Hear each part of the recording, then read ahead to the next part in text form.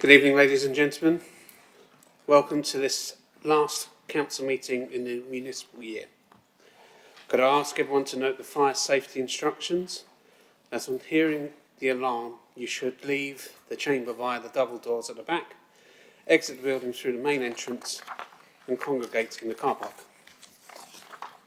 Also, please switch off your mobile phone and turn any other electronic devices being used to silent.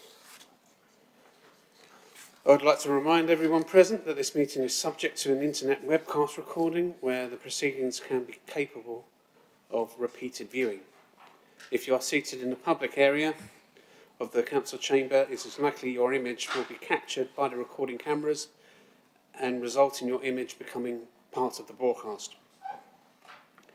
This may infringe on your human rights, and if you wish to avoid this, you should leave the public seating area in the main body of the council chamber and move to the upper public gallery.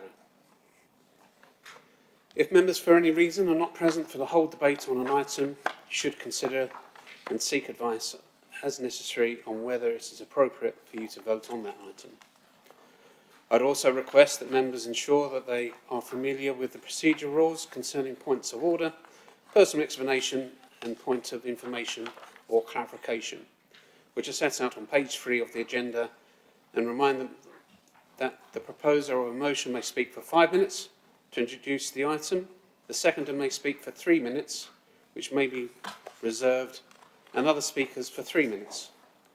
The proposer has a further 5 minutes to finally sum up before the vote.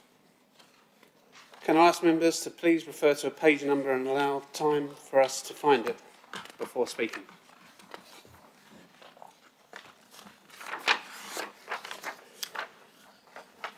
I'd also like to remind members of the Code of Conduct that can be found in Part 5 of the Constitution, also the Protocol Member Staff Relations at Part 5.4. Please can members ensure that they conduct themselves in line with the principles outlined.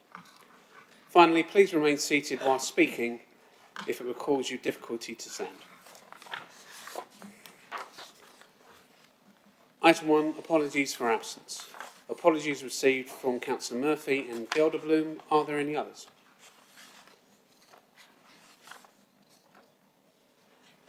Councillor Naylor or Cloak? Well, they didn't give us apologies. All right, so. okay. Mr Mayor, sorry, I need to give the apologies to Councillor Naylor and Councillor Cloak. Thank you, Councillor Aspinall. Item 2, declarations of interest. The monitoring officer has issued a member's dispensation regarding item 12, Renters' Rights Act, for those members who are landlords and tenants. Are there any declarations to be made? Mr Mayor, yeah, I'm both a tenant and a landlord.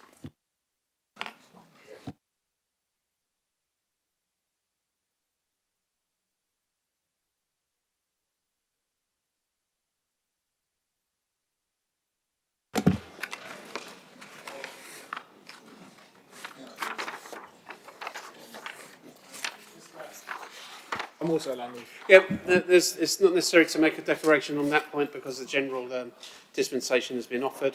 I think if there's any other declarations on any other part of tonight's agenda. Item 3, Mayor's announcements. It is hard to believe that this is the last council meeting I'll be chairing in my mayoral year. Thank you. It has been an honour to serve this chamber and the borough. In January, I had the honour of attending Holocaust memorial events and outside of the borough in and outside of the borough to represent our community in remembering the lessons of the Holocaust. They were very moving events where I heard personal and family stories of the impact of these terrible events, whilst noting the challenges still being faced by the Jewish community. It is also important that we remember the Holocaust and the other genocides which has followed it, and work to make sure they never happen again, and that really means never again. On the 9th of February, what would have been Councillor Mark Reed's birthday, a memorial bench was unveiled in his honour. I had the privilege of helping to attach the plaque alongside his sisters, Kim and Lynn. It was touching to see so many people attend at the Mossbatch Pond in Hutton, a place that held great significance for Mark. In February, I hosted a curry night in aid of my chosen charities. Thank you for those who attended and for your support. I was pleased to raise over £700 during this event. Earlier this month, I was honoured to raise the Commonwealth Day flag, which was presided over by His Majesty the King Charles III as King and Head of the Commonwealth. I look forward to seeing many of you at my upcoming civic dinner next month, where I'll also be presenting 3 civic awards to those being recognised and for services to the community and lifetime achievement. To those not standing for election in May, I thank you for your contribution in the Chamber over the past municipal year, and for those up for re-election, I wish you all the appropriate level of luck. For everyone here, thank you for your respect, appropriate conduct and efforts to make a better Brentwood for everyone.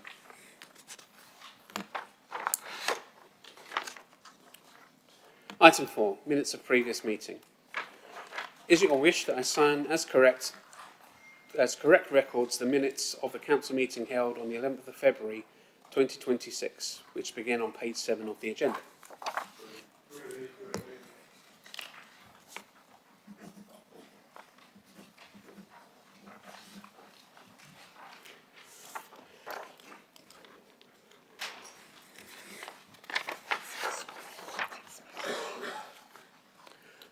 So that's probably...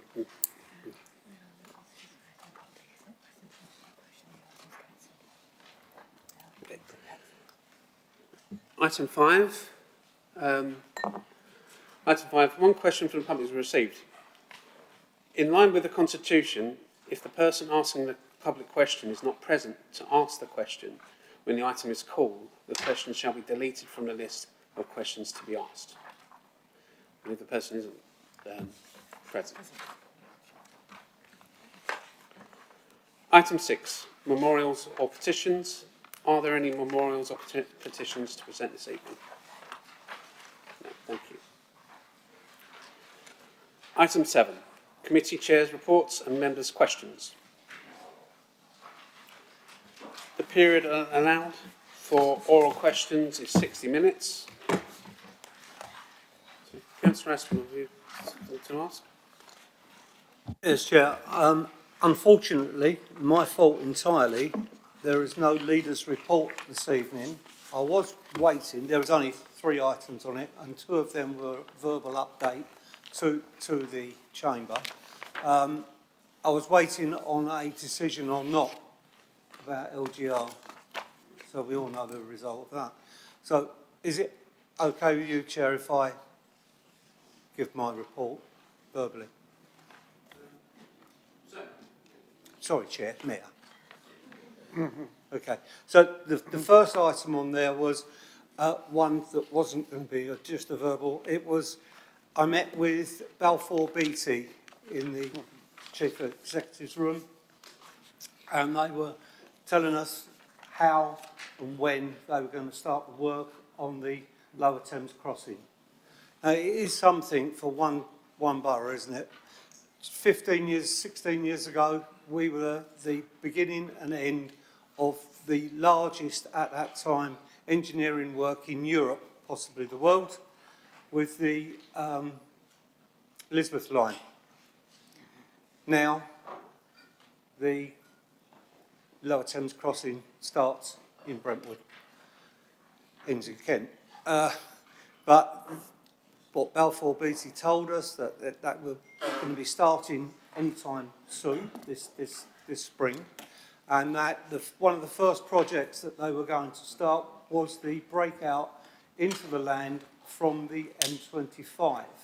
That's because all of the construction traffic and materials they need to progress will come from the M25. In fact, they gave us the assurance that none of our local roads, such as Wally Street, Great Wally Street, St Mary's Lane, will be used, or they could never see that it could possibly be used at all for construction traffic. Also, they told us that the materials removed from the tunnelling will not leave the site. None of the materials will leave the site, and they will be used within the site for the stones, the aggregate, the pebbles that they get out from the chalk tunnelling under will come out and be used as paths and roads that will be permanently used after the project is finished on the site, and that the earth will be used as bungs for reducing vehicle and noise from the roads. The impact on our environment will be reduced by these earthworks. And I welcome any questions on that. Two other things. The first one was the LGR, and we are not going to get a decision on that before the end of this meeting. We are going to be, we're told, the latest guesstimate is on Wednesday, next week. This week. Yeah, Wednesday next week. This week. This week, Barry. This week, the 30th? Yeah, before This week. this week, 25th. 25th. Okay, I thought it was Thursday. Anyway, if we do get that, then I will, obviously, you'll be the first to know, and I will ask for a meeting with the leadership and other leaders immediately to discuss how we go forward. We know the process, we know what's being planned for us, but I think it would be comforting for us just to have a chat with our officers to how we proceed. And then the last thing that I was having on my leaders' report was it's come to my attention that during LGR, obviously not if, when a unitary comes into being and we are swallowed up, they would automatically swallow up the Assizes Trust. Now, the Assizes Trust was laid down by people in Brentwood, people, well-meaning people, in 1860, and it was for the benefit of the people of Brentwood. And I see no reason why we should break that trust that was set down by those people so many years ago, and that we should keep, and I think you will agree with me, that that needs to remain in Brentwood for the benefit of the people of Brentwood and this town. So we will look to work out how that can happen, maybe coming to a town council or a parish council somewhere that is all chained up with Brentwood, along with the civic role that we will hope to carry on in Brentwood. So there's things that we will have to work on as soon as we get the nod of where we're going to. That's it, Mayor. I'm happy to answer any questions on any of that should be required. Thank you, Councillor Aspinall. Could I just request that the questions and the answers are recorded verbatim in the minutes, please? Thank you.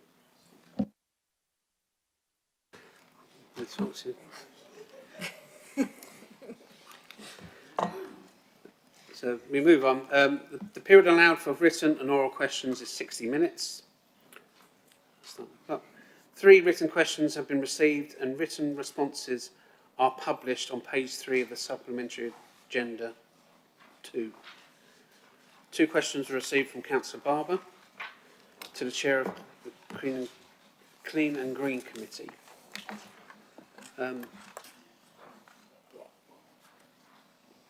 Councillor Barber, would you like to read them, or would you like me to read them? So. Mr Mayor, sorry, thank you. First of all, thank you very much for your mayoral year. You've been a very even-handed, fair mayor, and across party, I think we all respect that.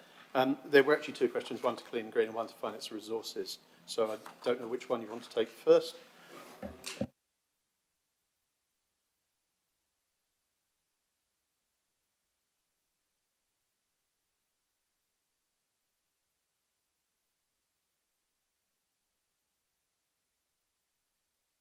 So we don't need to read out the question and the answer because we have that in front of us. Essentially, it obviously relates to the major highways through our borough.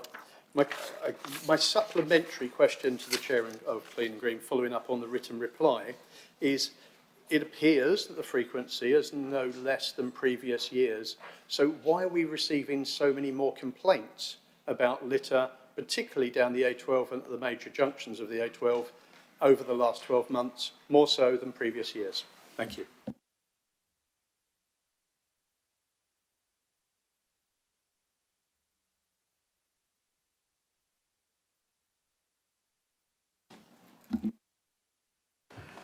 Councillor Worsfold, if you'd like to answer the second Do question. you want me to read out the answer for I the think benefit what of we're people? discussing is whether it's the only reason I say that is that the purpose, is it a point of clarification or you asked? No, sir, just indicating to speak as and when you're ready. You'll be on the list then. Thank you, Councillor Clerk.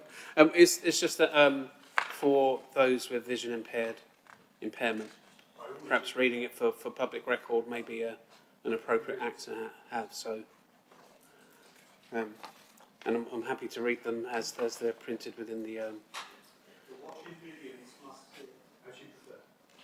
Okay, so. I'll read the question. If you can answer, then if you would like to respond to Councillor Barbers, forgive me for the proceedings. So, two questions received from Councillor Barber to Chair. How many times during the 2025 did Brentwood Borough Council send out the contact company that uses to clean up rubbish alongside the A12 and the A127? Councillor Worsfold. Thank you. And I will amend the answer slightly because things have actually changed since this was typed up. The most heavily littered sections of the A12 are identified and the contractors are deployed, who then arrange traffic management and litter pick them accordingly. The contractor was deployed in December 2024, October 25, and is next booked to undertake litter picks on the 18th and 19th of March 2026. It is often the approval for road closures which can cause delay. National Highways does often change these approvals at short notice for its own operational reasons. Unfortunately, that's precisely what happened last week. On Monday last week, they told us that the planned lane closures overnight on Wednesday and Friday that were going to enable us to clear the verges all the way down the A12 were not going to happen. So they are now going to offer us some dates, we're told, in mid-April. The A127 doesn't have the same traffic management challenges as the A12 and is litter picked approximately 10 times per year by our own street care team. The lay-bys on both roads are scheduled to be litter picked and the bins emptied weekly. I'll pick up Councillor Barber's supplementary now. Is that all right? You asked why. I would love to know why it's worse. I think that's a question that needs to be addressed to the people who chuck the litter out of their cars and their lorries. I think it's always, everyone here drives up and down the main roads all around the country, not just our own ones. And you will notice that when there is congestion, when there are very long unplanned delays, people pull over in lay-bys, and basically they just turn the litter in their car out onto the verge. If they see a bin, they might attempt to put it in the bin, but they don't seem to always be very successful, unfortunately. I simply don't have an answer as to why it is worse. As I said, that I think does really need to be addressed to the people who chuck the litter on the verges. But we are doing our best to get on top of it, and as people will know from the proposals on the agenda later on this evening, that is something that we want to increase the frequency and intensity of, because it has got worse. Thank you, Councillor Worsfold. Your just second question from Councillor Barber to the Chair of Finance and Resources Committee. How many times during 2025 were car parking payment machines and barriers out of operation in council-owned car parks? And what was the estimated loss of revenue to Brentwood Borough Council? Councillor Kendall. Thank you, Mayor. Did you want me to hear the supplementary first? I'm sure Councillor Barber's got one. Or do you want me to answer that? Okay, no problem. Thank Councillor Barber for his question. It's a fair question. As it says, individual instances, i.e. dates and times of parking machines or barriers being non-operational are not by routine recorded. This is considered an everyday operational issue that is addressed and resolved as quickly as possible at the time of it being reported. It should be noted that barriers being raised does not mean that the AMPR system is non-operational. The operation of the cameras is not dependent on the operation of the barriers. Barriers are simply there to slow vehicles down as they enter or exit a car park or when approaching the AMPR's cameras.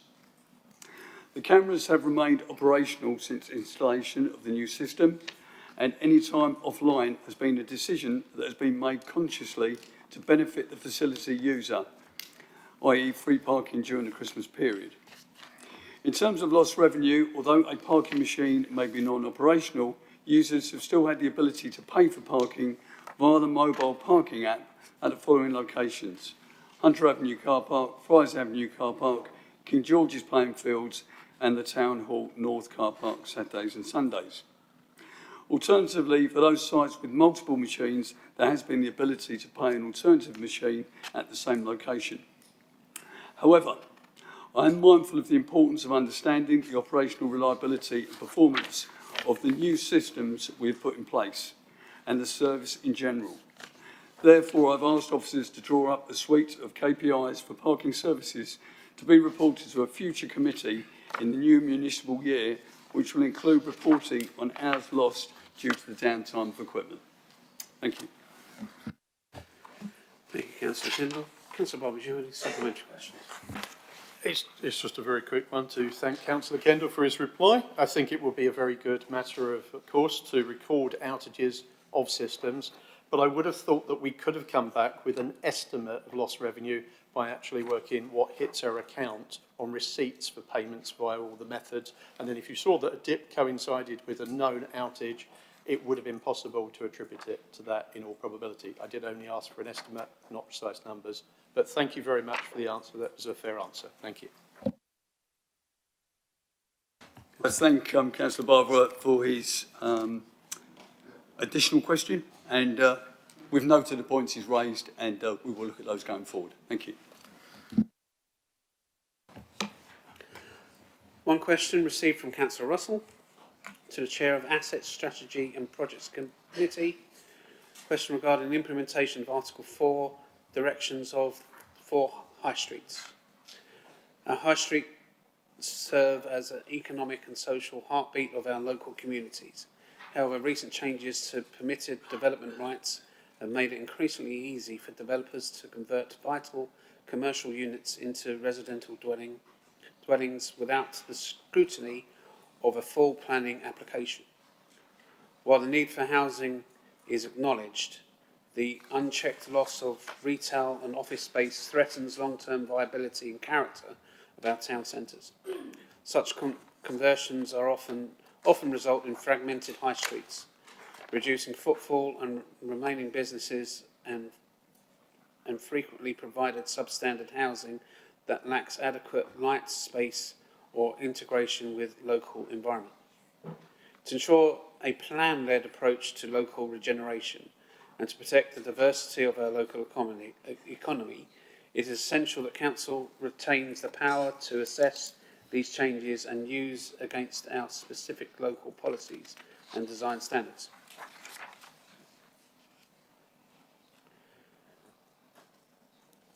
In light of the ongoing pressure on local town centres, what are the legal and practical possibilities of the Council implementing an Article 4 direction across our high streets to withdraw permitted development rights for the change of use from commercial to residential? Furthermore, could the Chair of Planning outline the necessary evidence base required to justify such direction to the Secretary of State and provide an assessment of the potential timeline for introducing these protections?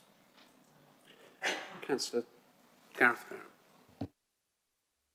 Thank you, Mr. Mayor, and thank you, Councillor Russell. You sounded quite like the Mayor there. As this is a planning policy matter, it's been referred to me rather than the Chair of Planning. The key change first happened in 2021 when the government introduced a new permitted development right allowing a wide range of commercial premises to change to residential use without a full planning application. Since then, those rights have made it easier for shops, offices and other commercial units to be converted to housing through the more limited prior approval process. The difficulty for councils is that prior approval only allows a restricted range of issues to be considered. It does not give the council the same ability as a full planning application to assess the wider impact on the health of the high street, the loss of commercial space, or the character and function of a town centre, as you note in your question. The council does have the power to make an Article 4 direction to remove these permitted development rights in defined areas. If a direction is in place, future changes from commercial to residential use would require a full planning application, allowing the council to fully apply its local planning policies and design standards. However, national policy makes clear that Article 4 directions must be used selectively, backed by strong evidence, and limited to the smallest area necessary. That means a blanket direction across all high streets or an entire high street may be difficult to justify. A more realistic approach would be to focus on parts of town centres where the loss of commercial units would cause the greatest harm, such as core shopping frontages or other key commercial areas, if there are clear examples of this happening or having happened in recent past. To support such a direction, the council would need a robust evidence base. This would introduce evidence of recent or likely losses of retail and office space, vacancy rates being low, high footfall, the importance of retaining active frontages and local services, and the likely impact of further unmanaged change on the centre's vitality and character. The council would also need to show clearly why the area covered is proportionate and justified. There would need to be a consultation and a formal council decision, and a Secretary of State would, throughout, retain the power to intervene.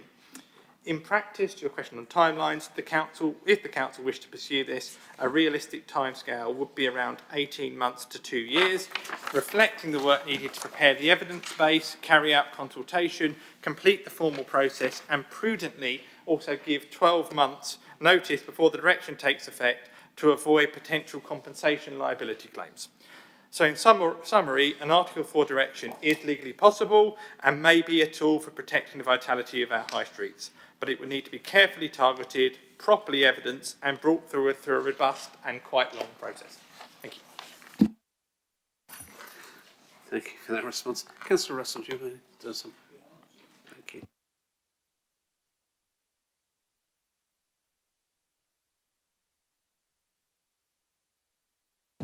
Now it's time for Chair's questions. Each member has the opportunity to ask each Chair one question relating to their committee and one question to the Leader of the Council. Are there any oral questions to Chairs this evening? Councillor Clark. Thank you, Mr. Mayor. I'd like to, take the opportunity just as Miss Pat Smith is not here to ask the question that she was clearly intending to ask that question on her behalf. I understand that she's not here and that there's a process that says, therefore, her question has to be deleted, but I think in the best interest of transparency, let me ask the question and see if maybe the Leader of the Council would like to answer it. What is the criteria in the process for flags that are displayed outside the Town Hall? Who makes the decision? And I guess my kind of caveat also would be, why is the Union flag being relegated to the back? Okay, that's a good. Councillor, I believe Councillor Warthog, you had a response. Yes, I was going to answer the question had the questioner been here, but I do have a written answer prepared. So thank you for your question regarding the flags displayed at the Brentwood Council offices, including who is responsible for these decisions and the criteria applied. The Civic Office oversees and implements decisions relating to both flag flying and the illumination of the Town Hall. These decisions are guided by the following: national flag flying protocols issued by central government and the Department for Culture, Media and Sport, the Mayor's Handbook and established civic ceremonial protocols, decisions formally agreed by committee or full council. This was the case in relation to the Ukrainian flag, following guidance received from central government. I've got a table which I'll try and interpret. So the Union flag is flown continually on the highest flagpole on the town hall frontage, on the highest flagpole. The St George's flag, our national flag, is also flown continually. Essex County Council flag is flown continuously unless it needs to be removed for a ceremony, and these are marked with an asterisk in this table, and I will guide you through those now. The first one is the Commonwealth flag, which is flown for 1 day. The next one is the Pride flag, which is raised on the 1st of June until Armed Forces Day, when the flag raising, or on the Monday before Armed Forces Day. And the Armed Forces flag is flown on the Monday before Armed Forces Day for 1 week. The Armistice flag is flown leading up to Remembrance Day, and it's flown from the Monday before Remembrance Sunday for 1 week. Requests for one-off or special flag flying, such as those from charitable organisations, require the approval of the Mayor, Chief Executive and the Leader of the Council. Thank you, Councillor Rossall. Do you have any questions for other chairs? Yeah, Mr. Mayor, I don't have a follow-up, but I do have a number of other questions for chairs. So Yeah, for other chairs. So do you want me to ask those in order, or do you want others to take their turn? I mean, I'm easy. You go. Yeah, can I? Okay. So my next question is a question to Councillor Gareth Barrett as Chair of the Assets, Projects and Strategy Committee. Councillor Barrett, can you tell us what the ROI is on the £25 million Brentwood Centre investment, please?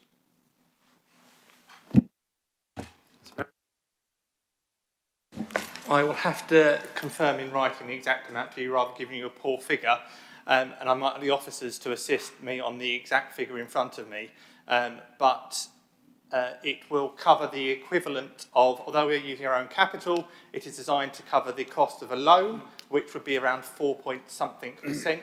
And apologies for taking this off the hoof. If it was in writing, I would have given this to you in full detail, and I will give it for the minute.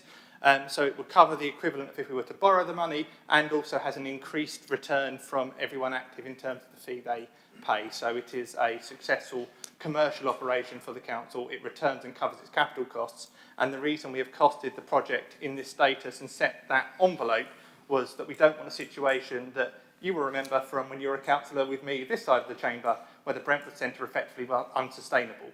So the entire purpose of this project, it will return enough revenue for us to maintain, restore and in turn create a fund to make sure it maintains the quality we expect, rather than having to put this scale of investment again in the near future. I hope that answers your question. I will give you the exact detail in writing as well. Yeah, so my follow-up is there an ROI? Sorry, Councillor, there's no follow-up questions. Do you have a question for another chair? I do, yes. Next is to Councillor Rigby, the Chairman of the Audit and Governance Committee. In his report, Ernst & Young have provided the Council with a disclaimed opinion of our accounts, apparently. So I looked that up as to what the definition is.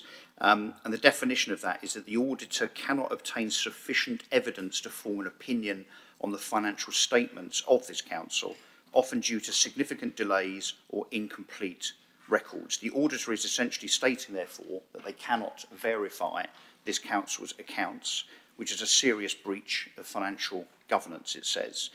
In other words, they cannot tell if our accounts are right or wrong. So my question, Councillor Rigby, is how can Brentwood taxpayers be confident that the Liberal Democrat Labour administration is not mishandling public funds in the light of that failure by our auditors to sign off our accounts correctly? Councillor Rigby.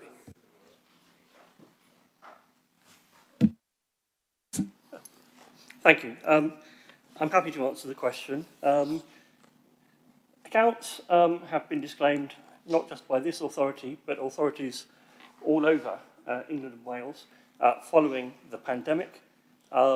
The disclaimer of accounts was agreed together with central government in terms of providing a timeline by which all the authorities who've been affected by the pandemic would eventually return to a situation in which they would no longer be disclaimed. The things under which the auditors have been looking at have shown considerable progress in reducing the number of items that are being disclaimed. However, the existence of a disclaimed audit doesn't mean that the council is being poorly or badly run. It just means that there have been problems in relation to assessing the value of assets and such like since the pandemic. I'm happy to write to him to give him a fuller explanation from the Section 151 officer to satisfy him in that regard. Thank you, Councillor Rigby. Do you have any questions? Final one, just one more question, please. Councillor Warsford, as Chairman of the Clean and Green Committee. In 2024-2025, there were 996 investigations and instances of fly tipping in Brentwood, but just one prosecution, just one of 996 instances. The question is, why is this administration so unconcerned about the state of our borough? Councillor Warsford. A simple answer to that question is that we are very concerned about the state of the borough and the difficulty of pursuing people who make illegal fly tips is not a reflection of the lack of concern. If Councillor Quirk had actually followed the reports of the Clean and Green Committee, he would have seen that our record in clearing up fly tips is excellent. When we took over control of this council 3 years ago, there was no target for clearing fly tips, no target at all. That's how much the previous administration cared about it. We initially set a 5 working day target, and we were hitting that 90% within 5 working days, and I'll come back to why it's only 90% in a second. And we were hitting that, so I set the officers, and they rolled their eyes. I said, we're going to go for 3 days, and we're damn near hitting 90% clear up within 3 days. That demonstrates how much we care. Now, why isn't it 100%? Because I can predict a very ill-formed supplementary question. It is because some of the fly tips require specialist contractors. Some of them have asbestos, some of them have oil, other dangerous chemicals in them, and we don't have to hand the resources to clean those up. So we have to, Mr. Mayor, get in specialist contractors. They're not always available within those 2 or 3 days, or it might mean that there's a massive fly tip and our team takes 2 or 3 days to clear that up, and 1 or 2 smaller ones take another day or so to get round to because the resource has been absorbed in clearing up 1 large fly tip. So to suggest that we don't care is simply nonsense, complete nonsense. Thank you, Councillor Warsford. Mr. Mayor, so I think it might be a point of order. The question I asked was why this administration is not prosecuting. It wasn't a question of housekeeping, going around with a dustpan and brush, clearing up the mess that people are leaving. It was a question of prosecution. So that can he actually answer my question as to why only 1 of 996 instances? Sorry, Councillor Quirk. I'd like the question answered, please. No, I see point of order, it's not to do with the point of order. That's a legal breach of procedure. a point of order is It's a legal breach. immediate. A point of order may only relate to an alleged breach of these procedure rules or the law. So it doesn't class as a point of order. So, Mr. Mayor, Thank you. Councillor Quirk asked, Councillor his question Warsford, was, why didn't we care? I've explained that we do care. Thank you, His Councillor. question wasn't about the number of we do not need to prosecutions. proceed with that particular question. So we move on to Councillor Poppy, who's been patiently waiting for his question. Thank you, Mayor. I wasn't going to ask a question until I was reading the Chair of Finance's answer to Councillor Barber about keeping the free parking during the Christmas period. We know this was really because the ANPR wasn't working properly. It wasn't a freebie for residents here.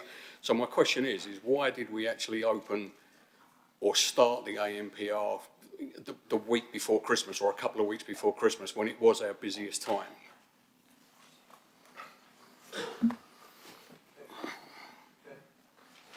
Press your button, please, Councillor Poppy. Thank you, Mayor. Yeah, it's a fair question. In fairness to the officers, they were under a fair amount of pressure. I'm sure Mr Anderson and Phoebe Irons will say that a fair amount of pressure from members. We wanted to get the ANPR and the new ticket machines up and running as quickly as we could. And if members remember correctly, we were hoping that was going to be around about November, but there were issues in terms of getting installations on time, getting machines on time, ANPR, etc., etc. So the dates got pushed back. But we took that decision. There was a time over the Christmas period where there was free parking. The barriers were up from an operational point of view. But that was one of those issues you have when it coincides with obviously a busy period. But we also had a situation where people were able to pay by card, which they hadn't been able to up to now, and that was seen as a great advantage. And I think on balance, it was the right decision. But to say, did we have some operational issues? Yes, we did. That is a fact, that is a reality. But I think the changes that we've made, we've learnt a lot from the whole process.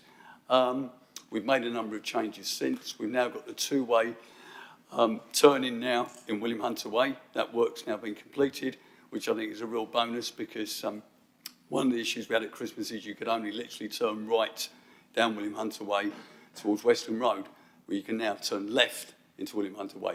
So I think it's a learning experience. What the officers are doing, and we're also doing as Chair and Vice Chair, we're having a full review of what happened with the parking process in terms of the launch, what went well, what will we do differently next time. So we are doing that. But certainly lessons can be learned. But on balance, I'm pleased that we move forward and it's in place. And I'm also pleased with the progress we've made in recent times to get it all fully operational. Thank you. Thank you, Councillor Kendall. Councillor Poppy, do you have any questions for any other chairs? Thank you. Councillor Davies. Thank you, Chair. A question for the Chair of F&R. Please could the Chair update members on how the allocation for Beyond High Street grant funding is progressing and has there been much uptake? Okay, thank Councillor Davies for a question. Those members who are on the Finance and Resource Committee will know that we were keen to get some grant funding for shop fronts that weren't in Brentwood, Shenfield and Ingatestone. They've already had a fair amount of funding, but we've been approached by members, including Councillor Rigby in Hutton, asking what about us, because there's other parts, we've got other members for Hutton here as well, other parts of the borough where there are shop fronts that could do with improvement and support, and that is the whole purpose of this grant, to give small businesses, shop fronts, an opportunity to get some money. What's happened is we've had 7 successful bids so far, and we've allocated £11,520. We've still got around about £38,000. So I would ask any member outside of Shenfield, Ingatestone and Brentwood, who is looking for support for their shop fronts or businesses, places like Doddinghurst, Blackmore, whatever. If you want to put in bids or encourage those shopkeepers to put in bids, please do so, and hopefully we can get some more grants out. Okay, thank you. Councillor Davies, do you have any questions for any other chairs? Councillor Barber. Thank you, Mr. Mayor. First question, please, to the Chair of Housing, Health and Community. What steps is he taking to actually stem the tide of vape shops and the health consequences of vape shops in our borough on our younger parts of our community? Thank you, Councillor Barber. Obviously, vaping is a new thing for the world, and we obviously are seeing more and more vape shops in the town. Unfortunately, vape shops in themselves will be a licensing issue, whether we'll be, have a license for a vape shop or not. And I'll look into the licensing arrangements of that. Unfortunately, it doesn't come onto my committee. But obviously, the determinants of health do, and obviously smoking and vaping is one of those things. And we are looking at the wider determinants of health together with our Health and Wellbeing Board, and reports regularly go to the Housing, Health and Community Committee on the wider determinants of health. Unfortunately, some things are in and out of our control, and hopefully I don't like vaping itself, so hopefully the government eventually comes up with some legislation, or worldwide they do, but unfortunately within our control we are monitoring. Thank you. Any further questions for the chairs? Thank you, Dr. Barrett. The second question is to the Chair of Clean and Green. Why are we seeing such an outbreak of fly posting around the borough, which we have raised in Clean and Green Committee and via member portal requests, but it seems now that anyone can put anything they like on the street furniture around our borough with impunity and come back and collect it and then reuse it the next time in both Raleigh Road, Ongar Road, it's everywhere. In Shenfield, it's right by Hutton Road, by the steps to Hunter Avenue car park. Why can't the administration get on top of this issue? Councillor Horsford. again, you're asking why are people doing something they shouldn't be doing? Well, I can't answer that. What can we do about it? If it's on our land, on our property, on our assets, yes, we can do something about it. What you've described, the fly posting of the people who stick the nightclub posters and such like on lampposts, that's Essex Highways' responsibility. Unfortunately, it's not for us to remove things from Essex Highway assets. So we're somewhat handicapped in dealing with that. If members see fly posting or inappropriate signage attached to the council's assets, please let the officers know, because we will send out a team to remove them. And we have done quite frequently. Thank you, Mr. Mayor. I'm resisting the temptation of supplementaries. My next question is to the Chair of Finance and Resources. So in your report, you make reference to the draft car parking strategy framework. In that meeting, you were actually talking about so many businesses around Brentwood and the borough asking you to actually look at the 30-minute free period, because a lot of people are rushing back to their cars and not spending so much money, when you also have discussed it in terms of the amendment that we brought forward at the recent council meeting. So my question is the 30 minutes free parking safe under the administration, or are you planning to remove it to prevent people having this incentive to rush back to their cars? I'll make quite a few announcements, as Councillor Barber knows, at that meeting regarding the parking report. But just to clarify a few things. First of all, the 30-minute free parking is definitely safe under this administration. So is the free Sunday parking, which we introduced. And so is obviously the freezing of car parking charges for the second year running that we also introduced at the budget. So let me be very clear about that. In terms of that actual meeting, a report did come forward from Car Park Consultants, which raised a number of issues, which I said on the night were not the policy of the Joint Administration. They were items that they put forward for discussion, and we have a working group that will be looking at those items going forward. So our position is very clear. 30 minutes is safe. The reason we made the point at the budget meeting about 30-minute parking is this. We had meetings with the Brentwood Chamber of Commerce. We also had meetings with Brentwood Connected retailers about the whole parking issue to get their views before we came forward with our parking strategy and our parking proposals for the budget. And they quite clearly said to us, the ones we spoke to, okay, that they were happy with the 30 minutes, but they didn't want it increased, certainly to 1 hour. That's what they said to us. So that is the position we've stuck with. We are happy with the 30 minutes free parking, and that's what we'll continue going forward. Thank you. And thank you, Mr. Mayor. And I have one final question for the council leader. Back in February, it was announced that NatWest would close their High Street branch in Brentwood. Can I ask, on behalf of this council, in your role as leader of this council, did you make any representations to NatWest and ask them to reconsider that decision?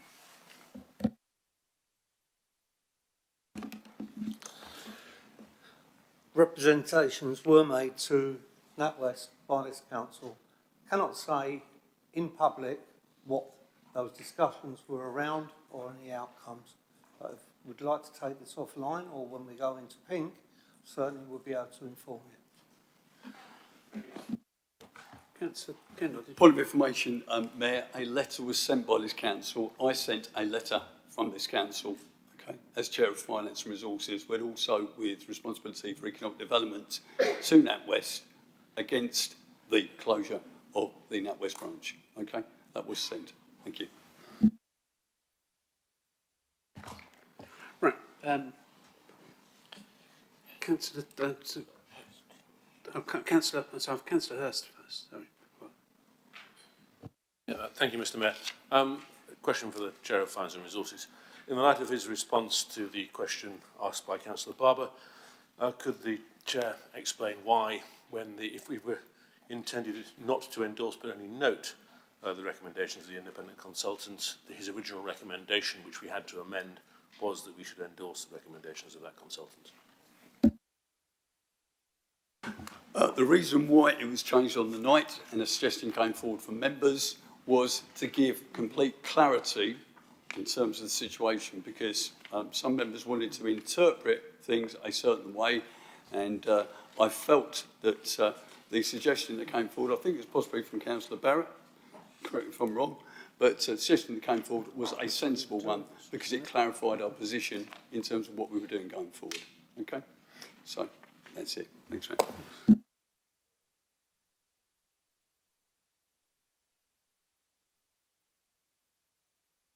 Just answered it because a number of questions were raised by yourself and your colleagues on the night interpreting, yeah, certain things which were in the report which were incorrect. So a suggestion came forward, I believe, from Councillor Barrett, that we change that wording to hopefully clarify things more, which is what we did. So it's called thinking on our feet, being flexible and listening to members. Of course, we always try to, as you know, Councillor Hurst. Thank you. Question to any other chairs, Councillor Hurst? Councillor Slade. Sorry. Thank you, Mr Mayor. It's actually a question to the Leader of the Council. Work that's been undertaken by contractors in Hare Hall Shaw has sadly resulted in damage to the woodland floor, along with the flora and fauna. For the members here that are not aware, Hare Hall Shaw is a semi-natural ancient woodland. It is a irreplaceable, unique archaeological feature that actually dates back to the 1600s. Therefore, the consequences of this damage is both obviously environmental damage, it's biodiversity loss, along with actually impacting the climate emergency that was declared by this council in 2023. Therefore, can I ask that the Leader of the Council will discuss with officers going forward that contractors are actually aligned with our priorities, along with what sanctions can be undertaken when contractors cause significant environmental damage, as evidenced at Hare Hall Shaw. Thank you, Councillor Slade. Listening, sorry, Councillor Aspinall. This is listen to the tendency of a question. I think it's more of a question for the chair of Clean and Green than it is for the Leader of the Council. So, as per the Constitution, I believe that question should go to the Chairman of the Council, Clean and Green. More than happy to respond, but if my colleague and Deputy Leader wishes to. As Chair of Clean and Green, Mayor. Councillor Lawson. Well, I have to say I'm disappointed and shocked to hear that the contractor that's been employed to do the work on Hare Hall Shaw has not met the requirements and the specifications, because as Councillor Slade knows, and I know she spent some time with our arboricultural consultant on site at Hare Hall Shaw, we specified very, very carefully what needed to be done, how it needed to be done, and why it needed to be done in that way to protect an ancient woodland. This is the first I've heard that the work hasn't been done according to the specifications. So I can invite Councillor Slade to get in touch with me tomorrow to tell me exactly what has gone wrong and undertake to find out why that has happened and what can be done to put it right. And if it is a question of seeking compensation from a contractor, then that may be what we have to do. But it is the first I've heard of it, Councillor Slade, so I'm not in a position to give you a more detailed response on the actual damage that you've alleged has been done, but I will follow it up. Just to clarify, Councillor Slade, questions to the leader's report should not be a question that can be answered by a committee chair. So that's the reason why it's passed on to the Chair of Clean and Green. Do you have any questions for any other chairs? There you go.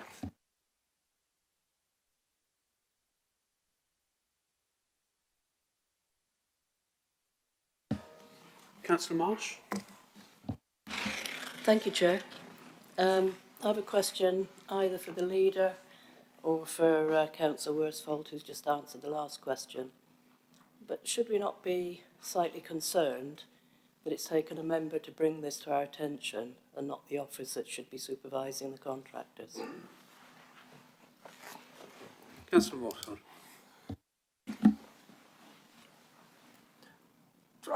Yes, I think can be slightly concerned. I don't know when the work was done. I know it's been done in the last few weeks. I don't know whether it's actually been completed as per the specification that was given to the contractor. So I'm not sure that I would have necessarily expected a report from the officers prior to the work being fully completed. So I think the question possibly slightly unfair, because I think that the work has been ongoing and was meant to be going over several months, because it obviously has to fit in with seasonal changes and the change in the weather and so on. So I don't think I would have expected a report back until it had all been completed. So, but I will follow it up tomorrow. I can't promise any more than that.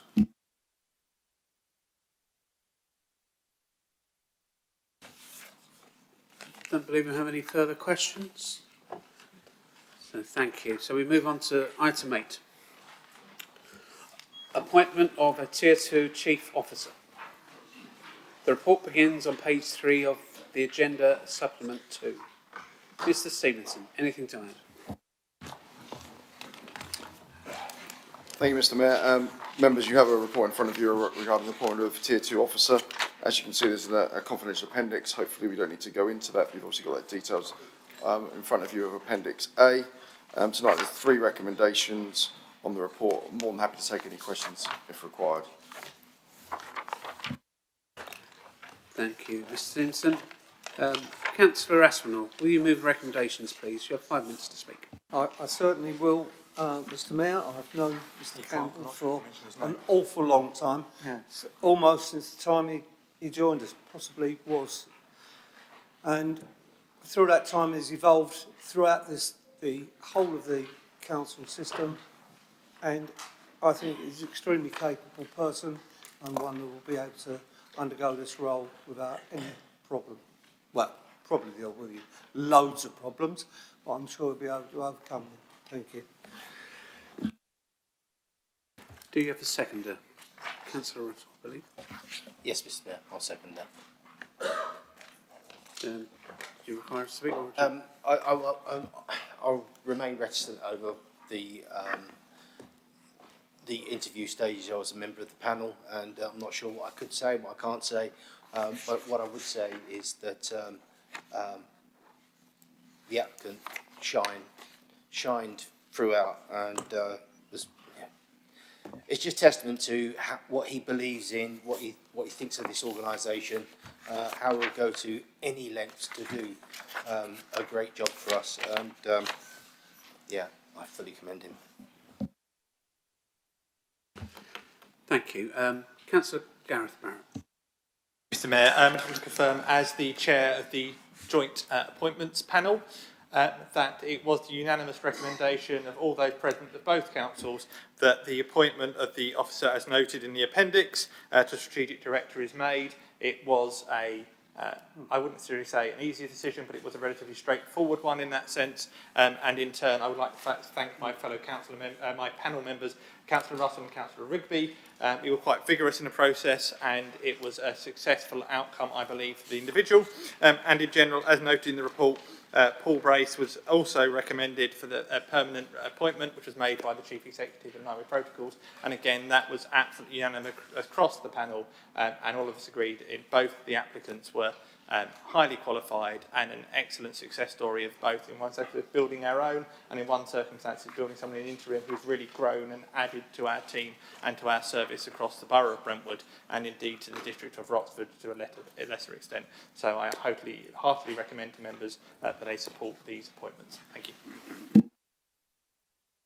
Thank you. Councillor Dr. Barrett. Thank you, Mayor. I obviously do agree with the appointment of the strategic director, but I just want to comment on Paul Brace, who I've worked with very closely as Director or Interim Director of Communities and Health and very much support his permanent appointment. I think there has been a massive positive change in that department since his appointment, and long may that continue. Thank you. Thank you. Councillor Rigby. Thank you, Mr. Mayor. I too sat on the interview panel for both the Tier 2 officer and Paul Brace. Sometimes when you go to a committee, you wonder about the passage of time passing. It was a stimulating, searching, and really rewarding exercise in asking the questions and then hearing the answers. I think that exercise and appreciation was shared actually by our colleagues in Rochford District Council as well as ourselves, and I'm more than happy to endorse the recommendations made. Thank you, Councillor Rigby. Have no one else indicating to speak? Certainly. Sorry, Mr. Mayor. Sorry, I didn't mention Paul Brace when I spoke, and I've got to say, he was fantastic. The difficulty would have been if both of them were going for the same job. That would have been a huge problem. But no, Paul, absolutely fantastic. Thank you. Councillor Aspinall, would you like to sum up? Yeah, likewise, Mr. Mayor, both were being recommended at the same time, so there was no slight against Paul. Excellent officer, been extremely impressed ever since he joined us from Basildon. A very wise move, and has got to know the Brentwood way. I'm sure Greg will appraise him of every time he steps out of line on that. So, yeah, absolutely, two excellent appointments. Thank you, Mr. Mayor. Thank you. We'll now vote on the recommendations on page 31 of the agenda, supplement 2. All those for?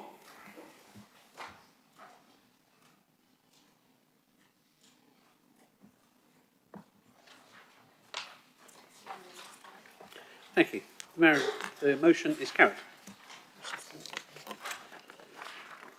Item 9, Priority Community Project Spend 2026-2027. The report begins on page 3 of the agenda supplement 1. Mr. Stevenson, anything to add? Thank you, Mr. Mayor. In the absence of David Dixon tonight, I just wanted to give a bit of an overview of the report. Obviously, members approved the council budget at the last council meeting, and the intention was to bring back the priority fund, which this report does, and allocate the funds. And the proposal and the recommendations R1 to R3 does that and gives the mechanism to how the fund's going to be distributed and governed. I'm happy to take any questions if required. Thank you. Councillor Worsfold, will you move the recommendations, please? You have 5 minutes to speak. Oh, Councillor Barrett's going to move and I'll second. Thank you, Mr. Mayor.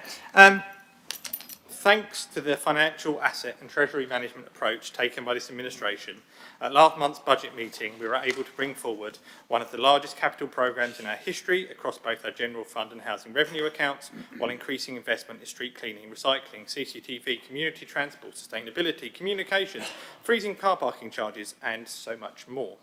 However, we also decided to allocate £1 million to priority community projects so we could have more time to consider proposals from other councillors, officers, community groups and more. In fact, I believe I committed to doing as much to Councillor Barber and Russell at the last meeting in any circumstances, and I am a man of my word. This evening, we are bringing forward proposals that reflect those priorities that have been raised collectively by all of us. These 8 projects, totalling that £1 million in investment, span the borough from rural roads to urban parks, from community halls to cycleways, from celebrating our history to investing in our future. And that breadth is deliberate. This is not an investment for one corner of the borough or one group of residents. This is for everyone. Now, I did say this would be a collaborative exercise, and I did mean it, and I'm genuinely delighted that colleagues right across this chamber have made real, substantive contributions to what you see before you this evening. To Councillors Rigby and Barber, you have been vocal, some might say enthusiastic, I couldn't possibly say relentless, advocates for our parks. Their passion for making our green spaces safer and more accessible has been instrumental in shaping one of our largest allocations tonight. I believe they could now discuss car parking drainage, lighting levels at length at any social occasion, whether invited to or not. Councillors Gorton, Naylor and Cloak have championed our cycleways and our paths, pushing hard for active travel investment that genuinely connects communities. Whether you're a committed cyclist or someone who considers walking to the car a reasonable form of exercise, this investment will benefit you. Councillors Murphy and Marsh have been passionate advocates for our community halls and facilities, rightly reminding us that these spaces are the heartbeat of local life. Community hall may not be glamorous, but try telling that to a Tuesday morning coffee group, the local amateur dramatic society, or the youth sports team who depend on them week in, week out. They matter. And Councillor Russell has reminded me both directly and through his actions that our rural road signs and signage are key. First impressions matter, and frankly, some of our road signs have been looking rather sorry for themselves for quite some time. I won't name specific locations and what looks bad. I don't want to start some form of competition, but we're looking at acting on as many of them as possible. Councillor Dr Barrett and Councillor Davis have made a compelling and principled case for transferring community greens from the housing revenue account to the general fund.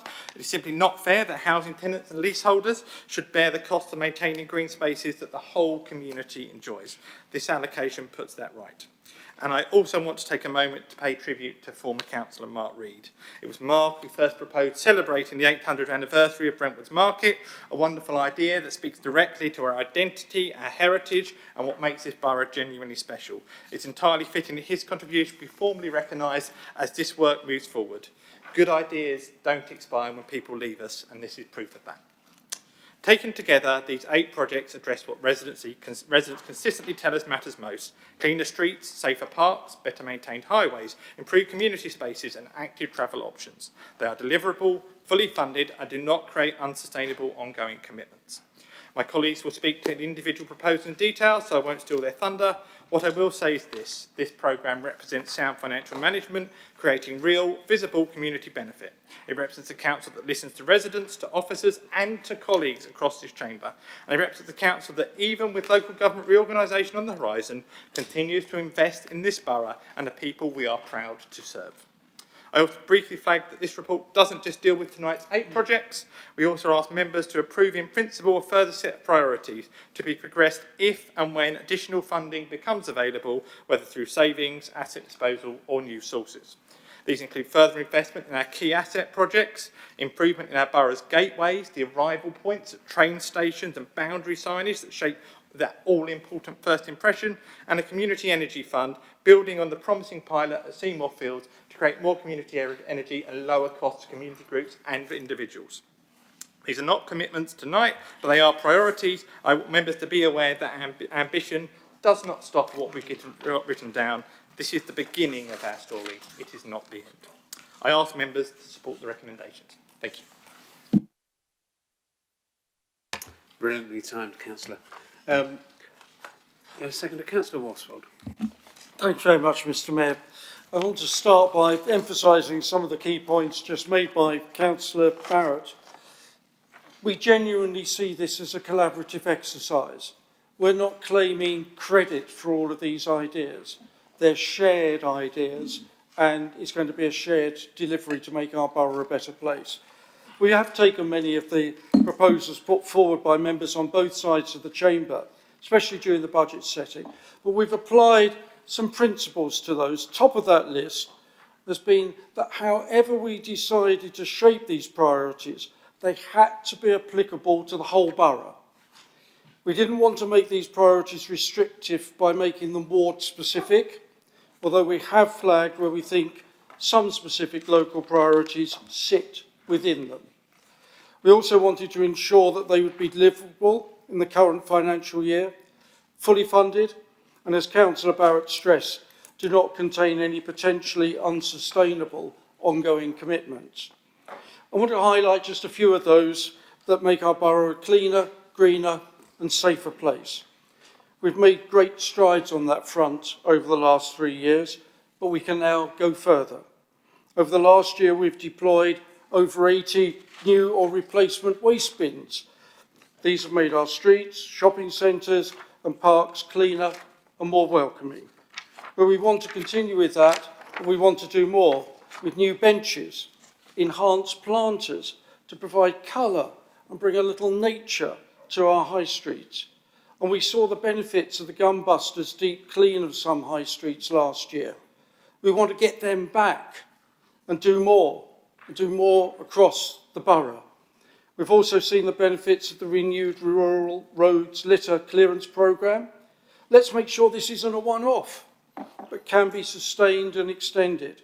We want to get to grips, as we heard earlier on this evening, with the problems of litter alongside the major roads through the borough. Though it really would be a help if National Highways didn't pull the plug on our bookings at the last minute. But we want to persevere, and we want the resources ready to tackle the problems along the A12 and the A127. And with the promise of new powers to tackle fly tipping coming along, this is an ideal time to invest in a wide-ranging package of measures so we can take full advantage of those new powers. That's all in the plan. The details are there. There's plenty more in this package, which I hope will be welcomed across the chamber. It'll make our borough a cleaner, greener and safer place for the whole community. I'm delighted to second the proposals. Thank you, Councillor Walsall. Councillor Russell. Thank you, Mr. Mayor. Well, I'd like to start by saying that these are not our ideas or your ideas. What we're simply doing is actioning the residents' wishes. I think what we're doing here is demonstrating how we can work together and really do the borough proud. We all agreed at the very start when we knew LGR was coming that we all wanted to lead this borough in the best possible way and set the standard of how we expect it to be carried on. Okay. I've got no reason to stand here and gloat and say, oh, this is what we're trying to get through on budget day, etc. No interest in that whatsoever. Collectively, we've done the borough proud. Mark Reed and I were working on.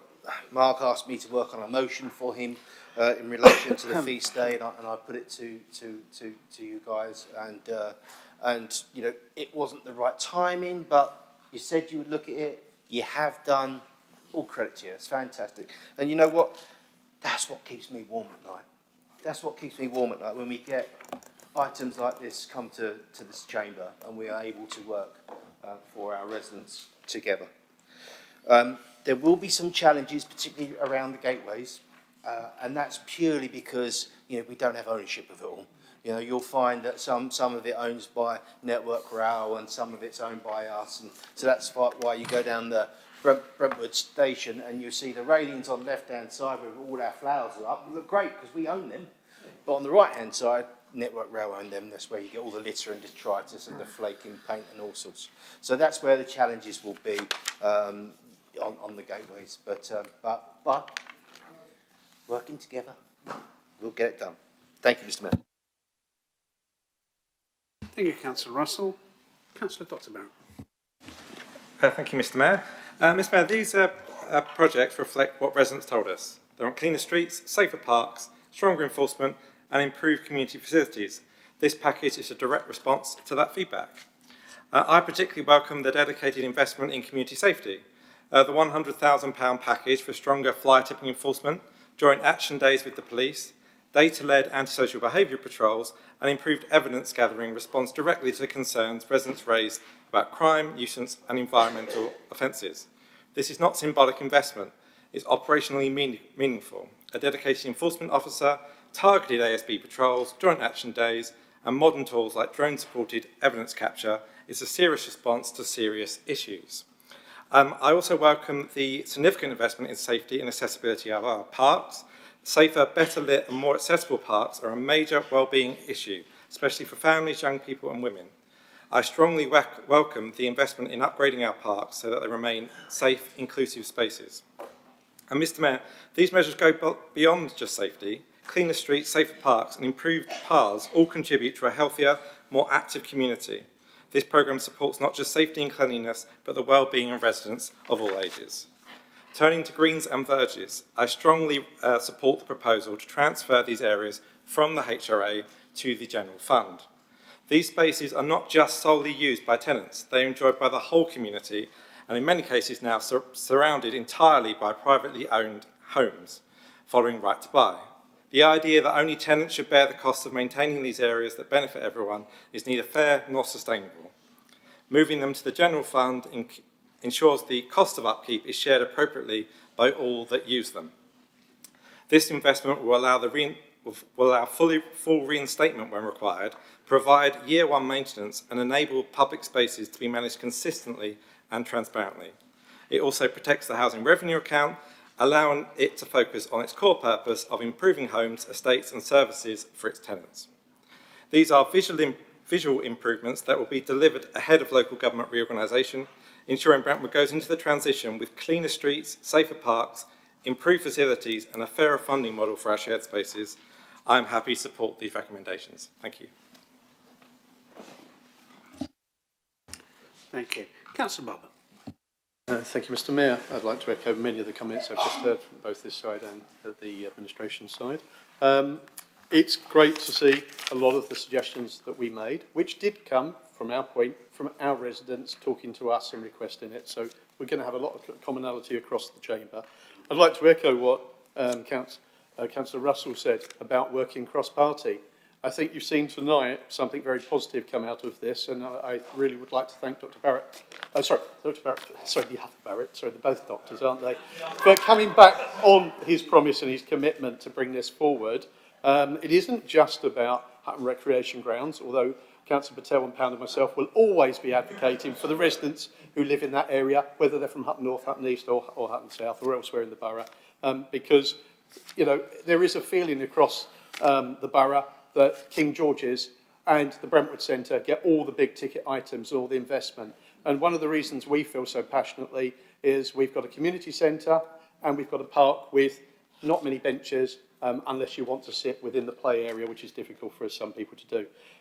But I applaud the street furniture investment.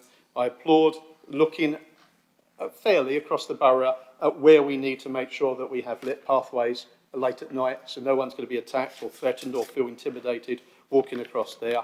And it's funny, isn't it, because I always consider myself a staunch capitalist, but I'm agreeing with my socialist colleague from across the other side. There was an inequity in terms of the housing revenue account and the way tenants were being asked to fund those greens. And it also meant that it also limited the amount of money that could be spent on those greens. If you go to Coram Green and other places, where perhaps in Pilgrim's Hatch, you will see greens churned up, and we can't spend the money that we need to either secure them or to put them back into the condition that residents can rightly expect.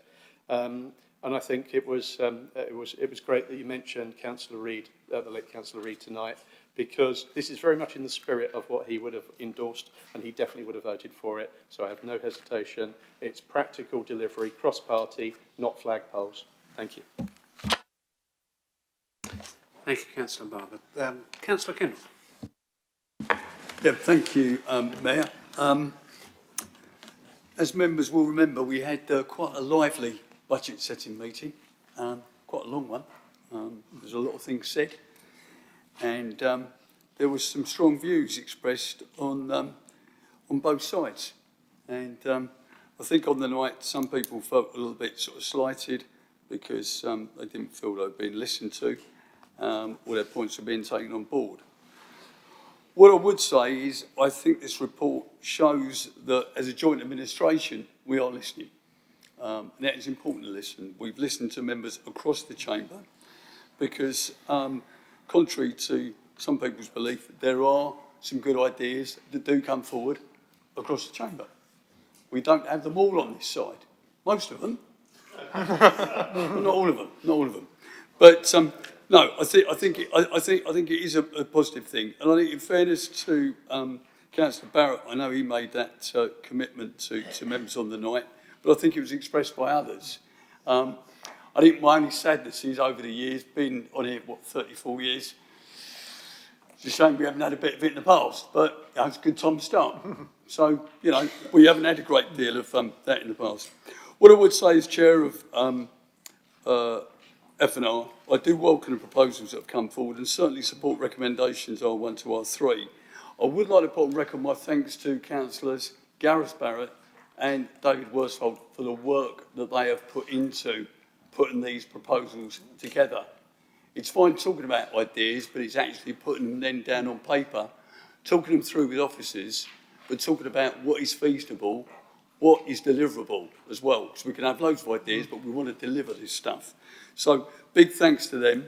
I welcome the fact that they are basically borough-wide proposals as opposed to ward-specific. I think that is important because all wards have issues. Also welcome the fact that these will make a real difference to people's lives. And I look forward to them coming forward now to the relevant committees and actually being delivered.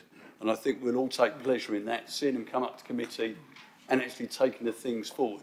Because that's what we're all here for, is to get things done for our residents. Thanks, mate. Thank you, Councillor Kendall. Councillor Poppy.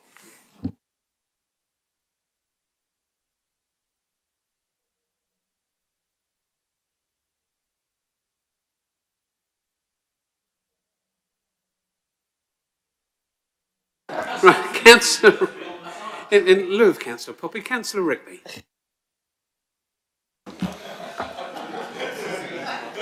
I don't think I can follow that. Thank you, Mr. Mayor. Just a short thing to say how much I welcome the investment in community safety enhancement. Particularly welcome the joint action days with the police and our other partners, and it would be remiss of me not to mention the work that Brentwood Connected do, as well as with the Police, Fire and Crime Commissioner and Essex Police Brentwood Division. I think that's very important that we work together, and I think irrespective of our parties, we should always be seen as a council to support the police in the very valuable and work that they do. I've been called many things, but relentless isn't necessarily one of them. But what I would say is that there has always been an open and robust dialogue between myself and my fellow Hutton East councillors, who have always sought to put their interests in relation to the ward first, as do I. And if this borough-wide paper carries support in Hutton East, and nobody will be more delighted than the three of us. Thank you. Thank you, Councillor Rigby.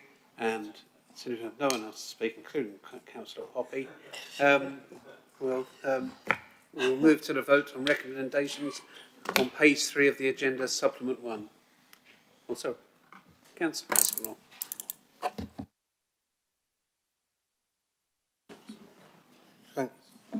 You're on. Thank you, Mr. Mayor.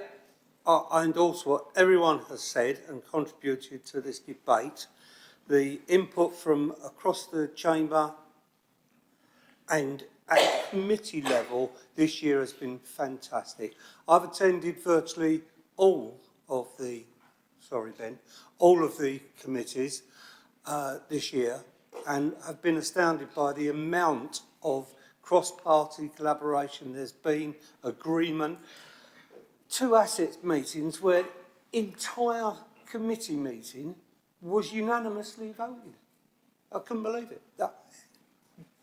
Brilliant. That's the collaboratives that we need to bring going forward. These suggestions, these proposals here, give us the opportunity of fulfilling the things that our residents really would like to see, and what various individual members have been championing for some time, such as there's a certain old reading room or parish hall that's got a tree growing through the middle of it in one of our villages. This will enable that community to get something done at long last. I've been badgered by the leader of the independent group on that item, and true. I have regular meetings with Mr. Russell, Councillor Russell, and we understand that there are many things that we can do going forward. And I enjoy that now in this chamber, that we can do that sort of thing. Yes, it's 800 years since we got a market charter, and we need to celebrate that, and that is fitting. It's also almost 2,000 years since Emperor Claudius plodded up our high street on an elephant going to Colchester to have a punch up with that mob up there. And also, the poll tax riot started in Hart Street, which was then Love Lane. That the original poll tax riots, that is, back in the 13th century. And the Mayflower was crewed by men and women, or men in them days, from Billericay, just up the road. We have so much history going on in this town to celebrate. And I think we have the opportunity to do so. The gateway sign's absolutely fundamental because we are going to be swamped up with a unitary. So where does Chelmsford end and Brentwood start? Where does Malden, well, not Malden and us, but Malden and Chelmsford? I want to see an identity once we're gone as an authority. And the gateway signs is something that we can really fix on and do ourselves proud. The arrival points at the train stations, we know that there's money in the pot. The County Council have got monies for 106 and Sill monies unspent, 169 million they have at this moment, according to an FOI we've just achieved. Now, Sorry, I know Councillor, that there's an awful lot of money put in a pot to spend at Shenfield Station. Well, if we get around a scheme drawn up, gateway signs, improvements to the station, we can draw down some of that money as well from county. That's our intention. So, Mr. Mayor, I totally endorse evidence on here and hope we can have a good vote. Thank you.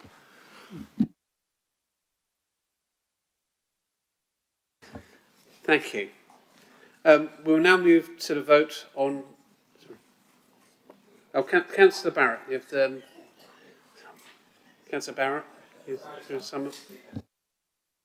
Thank you. Just to very quickly, I suppose, sum up this item, and it's quite nice. This could be the last thing I propose, actually, as a council, depending on how elections work on. But it's actually genuinely really quite positive, I think, to go as the last thing I've done, the last thing I've done is as I've carried on, which is stealing good ideas of other people and marketing them as my own. So I'd like to thank...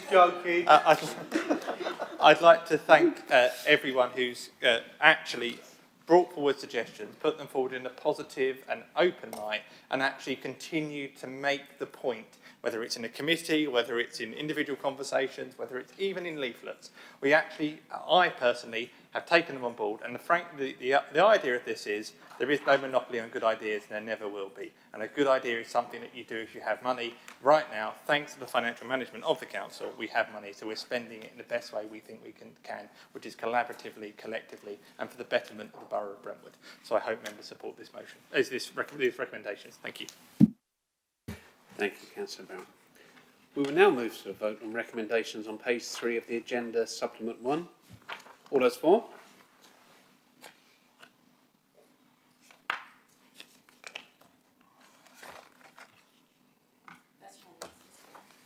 Okay.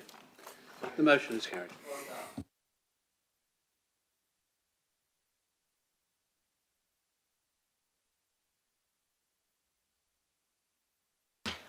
Item 10, supporting care leavers, Brentwood Borough Council's pledge. The report begins on page 17 of the agenda. Mr. Stevenson, anything to add? Thank you, Mr. Mayor. Late last year, our very own Olympian Fatima Whitbread came to the council to talk about care leavers in general. She, as some of you might know, was in care for quite a lot of her early part of her life. What we did talk about is the role and responsibility of the 2 tiers of local government, and currently corporate parenting and guardians is mainly held responsibility of the county council. We had a discussion about how we support other parts of the community, especially the most vulnerable, and there are things like the Armed Forces Covenant that we signed up to. So we took on the challenge to come up with a pledge for district councils. There's 164 of those, and tonight in front of you, you'll see a pledge that lots of councils already do similar ideas but individually, but don't have a coordinated pledge. So the intention is that we adopt a pledge for Brentwood Borough Council, and hopefully tomorrow night in Rochford for Rochford Council, but hopefully it's something that we can trailblaze and support some of the most vulnerable people. Public sector and local government is very hard to navigate for most of us. It's even more hard to navigate for the most vulnerable, especially young children or care leavers, especially in the age bracket between 18 and 25, when they do have less support in that space. So tonight you've got in front of you in Appendix A, a care leaver pledge that we'd like to put forward for the council, and hopefully you can all support, but happy to take any questions if required. Thank you, Mr Stevenson. Councillor Aspinall, would you like to move the recommendations? Yeah, thank you, Mr Mayor. Yeah, I totally endorse everything the Chief Executive said. I was there when we first met with Fatima and totally bought into everything she was trying to achieve there and then. As a corporate parent with County, I understand the issues that these young people have. And it's as if we look after them, we're very careful, the guidelines, we make sure everything's right whilst they're in care. And then when they get to a certain age, they drop out the system. This is a black hole for those people, the most vulnerable in our society. So, yeah, I'm totally behind everything what Fatima is trying to do and recommend this gladly. Thank you, Mr Mayor. Thank you, Councillor Aspinall. Do you have a seconder? Councillor Barrett. Thank you, Mr Mayor. I'm happy to second this and I will speak now if you don't mind. Very much endorse the recommendation put forward. I think it's worth noting as you read the paperwork how this builds on other work the Council has done and proved to be a leading local authority on, such as the Armed Forces Covenant. This is looking at those groups within society who are most vulnerable and in most need of support by local authorities as our residents, as our future populace and much more beside. In turn, I think it's also very important for us that when we have a champion who lives within our own community in Fatima Whitbread who is trying to do something nationally to make a real difference, that we are the first endorser. I note it's called the Brentwood Borough Pledge, and we are told that Rochford will potentially endorse this tomorrow. I'd hope Rochford recognise this is the Brentwood Borough Pledge, and they are second. But I'm sure we have a joint arrangement, so we'll make that work. But nevertheless, I hope members support this. I think it's a very positive thing to do. I think it's a very good step, and even if it changes just one life, that is one life that all of us have made a major difference to, and I hope members endorse these recommendations. Thank you. Thank you, Councillor Barrett. Councillor Russell. Thank you, Mr Mayor. Yeah, I fully endorse the recommendations here, and thank you for bringing this item forward. You've only got to listen to the professionals, haven't you, and listen to Mrs Whitbread speak to hear her views on it, and you know, people just they stand up and listen when she speaks. I think going forward there could be some more things that we do. You know, partnering with businesses to expand guarantee interviews beyond this organisation. Also working with those businesses to help purchase essential household items and things like that. Some administrative help, opening bank accounts, help with ID applications, and maybe a sort of tenants talk back style group with the CVS. You know, hearing their views on the ground, what they need. I think there's room to expand this, and you know, I think it's, you know, in time it will naturally snowball and gain further momentum. So yeah, I welcome this application. Thank you.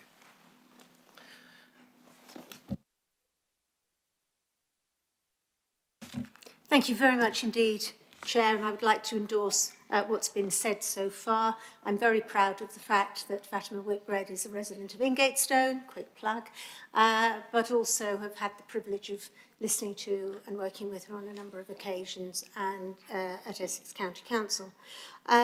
What I did want to say, without in any way criticising anything within the document, but I think there are a couple of points on which it would be useful to know that the Council is going to reflect and think.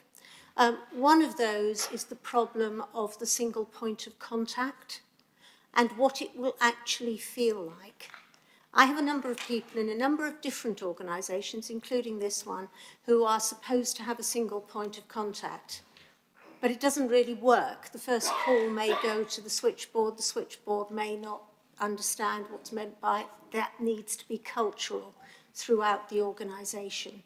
The second part of it is, how does an 18-year-old care leaver wish to be communicated with?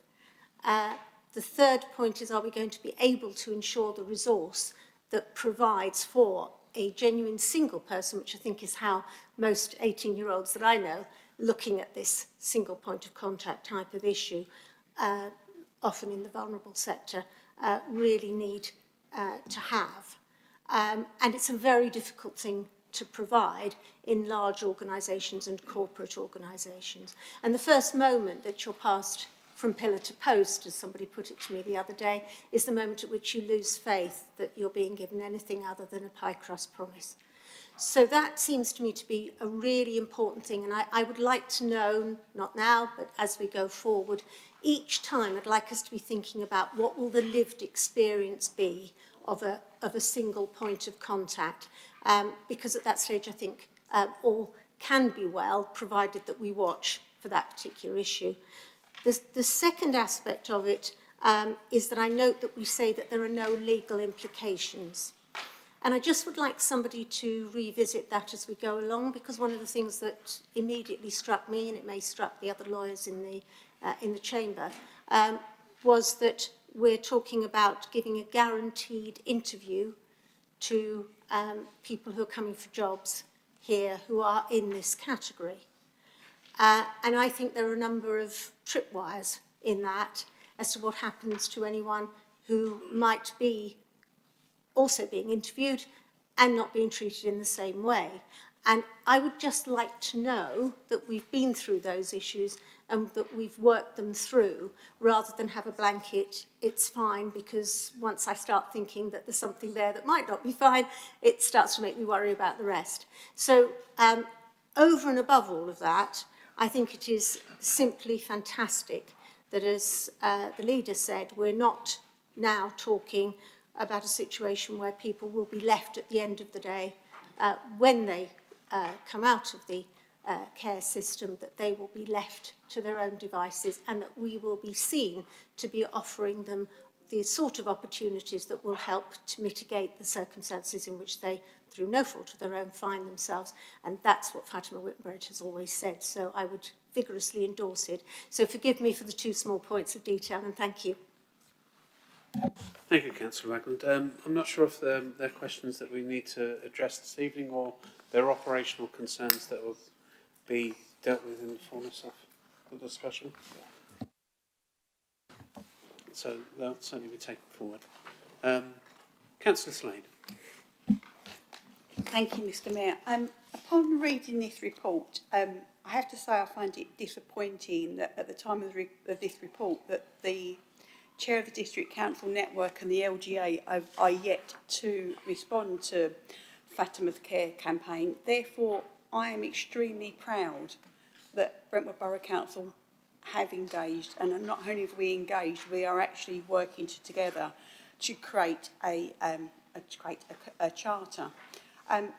Like Councillor Ragland, I would just like to add a couple of points that obviously don't need to be answered tonight. Just with regards to the employment and training, I think it's important that we discuss apprenticeships opportunities with both Access and Balfour Beatty. I do have concerns about how we manage expectations regarding the housing, because with Appendix A that we state that we will ensure that care leavers will have housing. So I'm just concerned about how we manage the expectations around that. And having looked at the document that Hackney have created, as the report states, they've been working with Hackney since 2024. I'd recommend we all look at that online brochure just to see the difference we can make and what we can actually aspire to, because actually included in that document, they've actually put the help that they can provide past 25. So I'm very proud. I just wanted to make those couple of points, which I'm grateful to be able to do that, and thank you to everyone who's actually gone on to achieve this. Thank you, Councillor Slade. Councillor Marsh. Thank you, Mayor. Just one small point, and nothing that needs to be answered, but I do note that in here it makes the point that our expenditure is minimal. Given the support there seems to be here, can I suggest we try and raise that to a little bit more than just minimal? Thank you. Thank you, Councillor Marsh. There's no one else indicating to speak. So, Councillor Aspinall, would you like to sum up?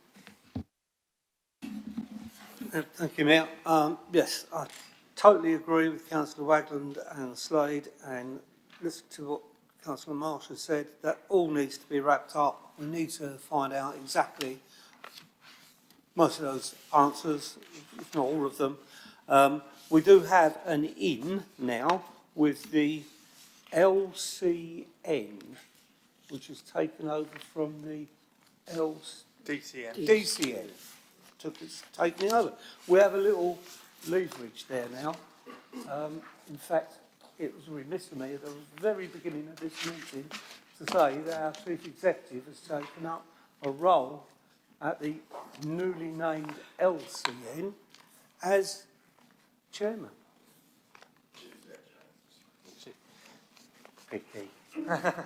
So, yeah, I totally take on board everything everyone said. I'm so pleased we got behind it.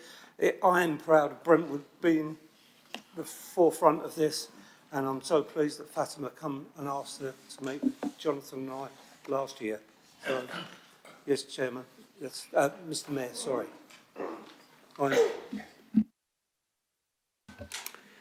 Thank you, Councillor Aspinall. We now vote on the recommendations on page 3 of the agenda. All those for?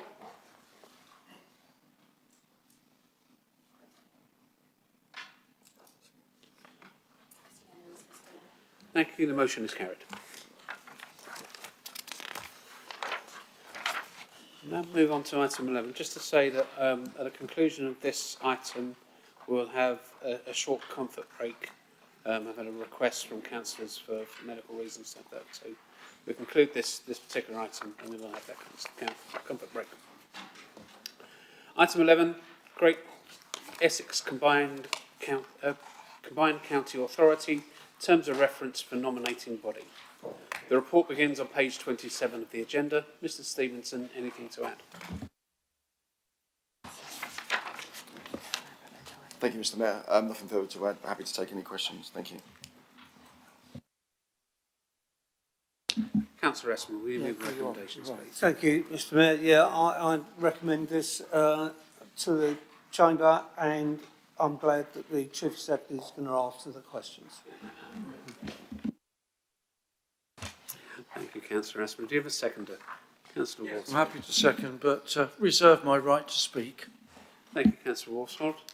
Move to debate. Councillor Hurst.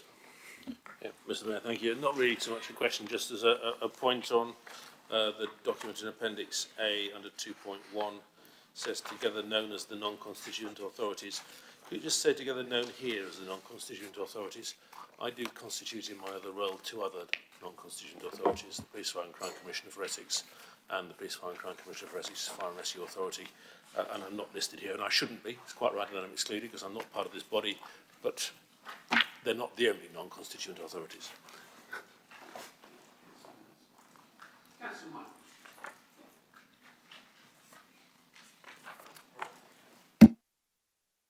Thank you, Mr. Mayor. Yeah, just a couple of comments. I've tried to read through this report. I have to say there's a couple of places where it's quite difficult to work out what is actually being said. I don't have a problem with what's being proposed. The second paragraph of paragraph 1.5, for instance, is quite difficult to work out. It feels as if there may be some words missing or a word which is there which is not the right word. If you read it through for yourselves, you'll realise what I mean. And also just to highlight that at the foot of page 30, we seem to be in a situation where we may have copied from material from somebody else's agenda because we're talking about, in particular, tendering in the north of Essex, which I don't think we are. We may have been in a similar situation, and across Essex, as we're seeing from this report, we're all in a similar situation in terms of the processes which need to be gone through. But just to highlight a couple of those things, it's positive that these things are happening, steps that need to be taken place. Obviously, there are uncertainties in this area, as we all know, and there's very little we can do as an authority to decrease those uncertainties, but I just wanted to comment on a couple of issues with the minor issues with the report in terms of the wording. Thank you, Councillor Minor. No one else indicated to speak? So, Councillor Worsfold, you reserved your right to speak? No, thank you. Councillor Aspinall, we'd like to sum up.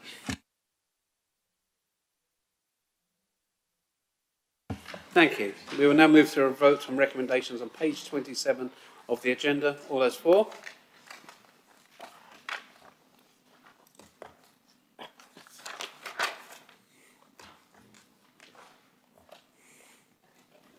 Against?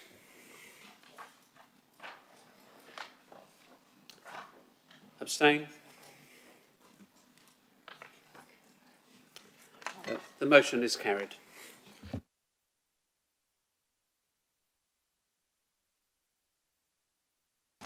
As I indicated, there's been a request for a short period of a comfort break, so we'll adjourn for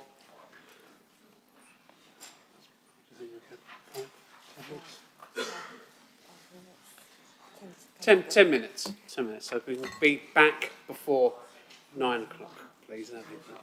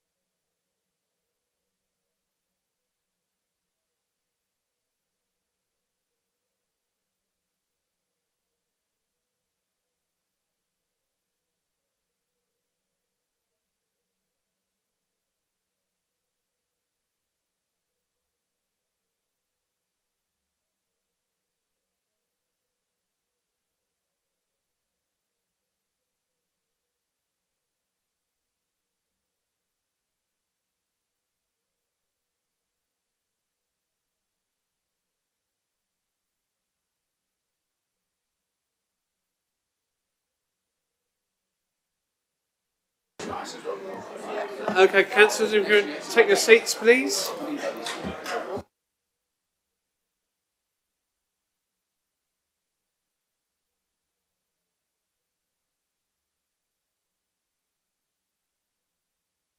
I'm a singer, not a dancer.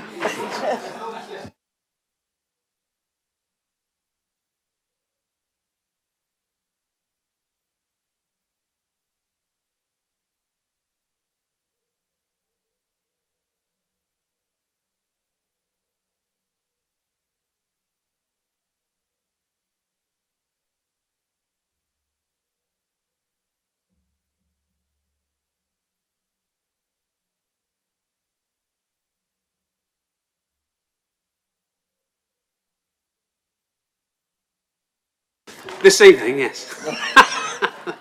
the night is young. Right, thank you everyone. We move on to item 12, Renters' Right Act 2025. The report begins on page 13 of the agenda, supplement 1. Ms Barnes, anything to add? Thank you, Mayor. Nothing further to add. Obviously, taking this report in the absence of Paul Brace not being here this evening, but any technical questions, Mayor, please refer to Delaney, who will be able to support and help on that. Thank you. Thank you. Councillor Dr Bannon, will you move the recommendations, please? Thank you, Mr Mayor. I'm pleased to move the recommendation. This legislation represents one of the most significant steps forward in improving housing standards and security for our residents in a generation. The Renters' Right Act 2025 strengthens protections, raises the quality of private rented homes and gives tenants greater stability and confidence. These benefits will be felt across every ward in Brentwood. By approving the housing enforcement policy and civil penalties policy today, we ensure that Brentwood is ready to deliver on these positive changes. These policies will help us tackle poor quality housing, intervene earlier when hazards occur and give tenants certainty that their rights will be upheld.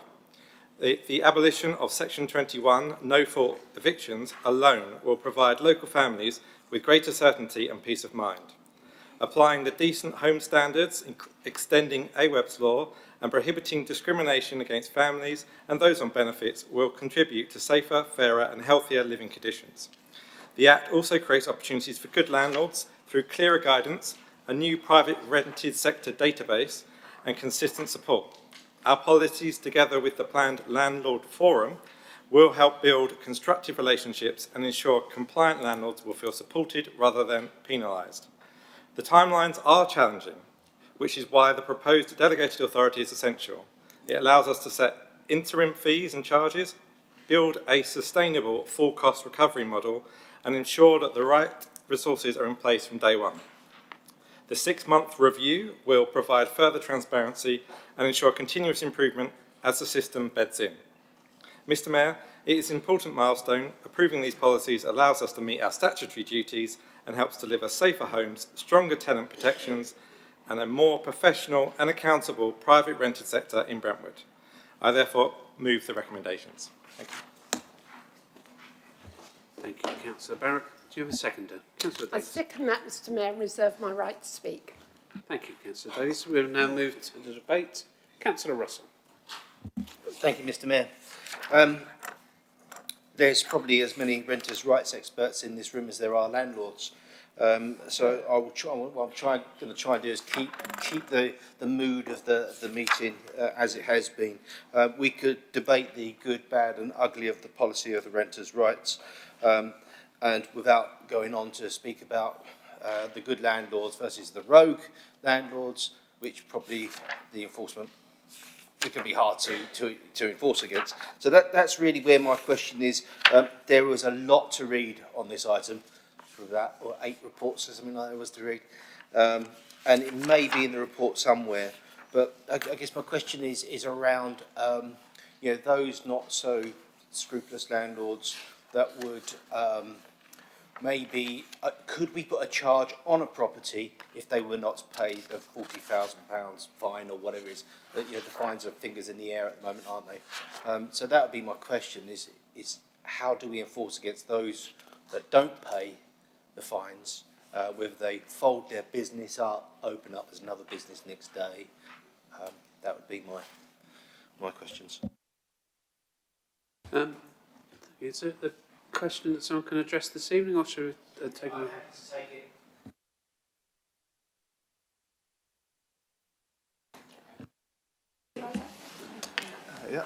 So, with regards to the question you've just asked, the government has given us discretionary powers to investigate and look into landlords, look into estate agents and other organisations that deal with this type of behaviour.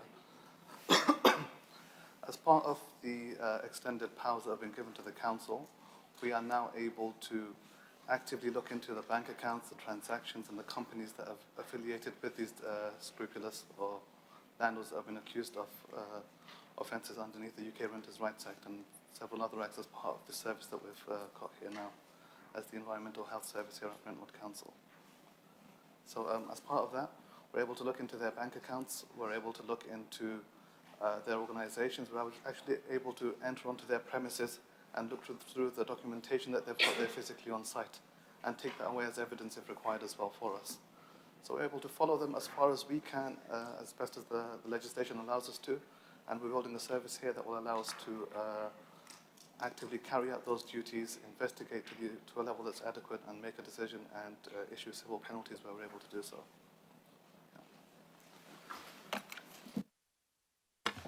Thank you. Councillor Cook. Thank you, Mr Mayor. Look, I understand that there's a compulsion on our part as a council to have to accept this report, this recommendation in front of us here, because of course it's now legislation. This legislation in Parliament has been bounced around through various different governments for the last 4 or 5 years. Obviously it's now, thanks to Angela Rayner, gone through in its current form.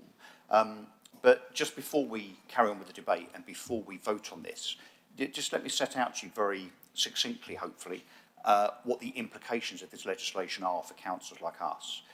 It all looks lovely, doesn't it? That this is all about the tenant and it's going to give the tenant loads more rights and so on.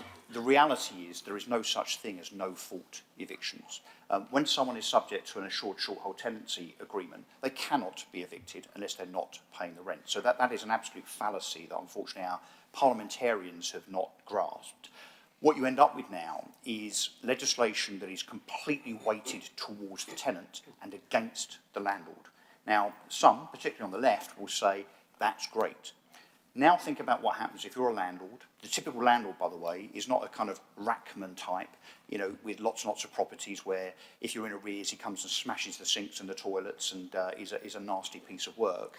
Nor are the majority of landlords corporate landlords. What they actually end up actually manifesting themselves as is people with 1 or 2 properties, where those 2 properties, 3 properties, whatever typically, is their pension. They are ordinary, hard-working people in Britain that just want to use their savings as an investment for a reasonable return. 99% of landlords are very, very good people indeed and are good to their tenants. If you continue as a country, if you continue to bash landlords with more and more taxation, more and more rules and regulations, more and more red tape and more onerous policy like this, what you end up, I'm afraid, with is, despite what our friends on the other side of the chamber there might think, you actually end up with unintended consequences. Those unintended consequences will be that thousands of landlords will decide not to be landlords anymore. What they would do instead is to invest in the FTSE, or gilts, or gold, or classic cars, or number plates, or small businesses. So I guess the question here for the administration and for the officers is, on the basis that not even the government seems to have taken account of the fact that there will be an exodus of landlords in this country. Steve Reed was asked this question on the morning shows this morning. How many landlords have exited and will exit the sector? He didn't know.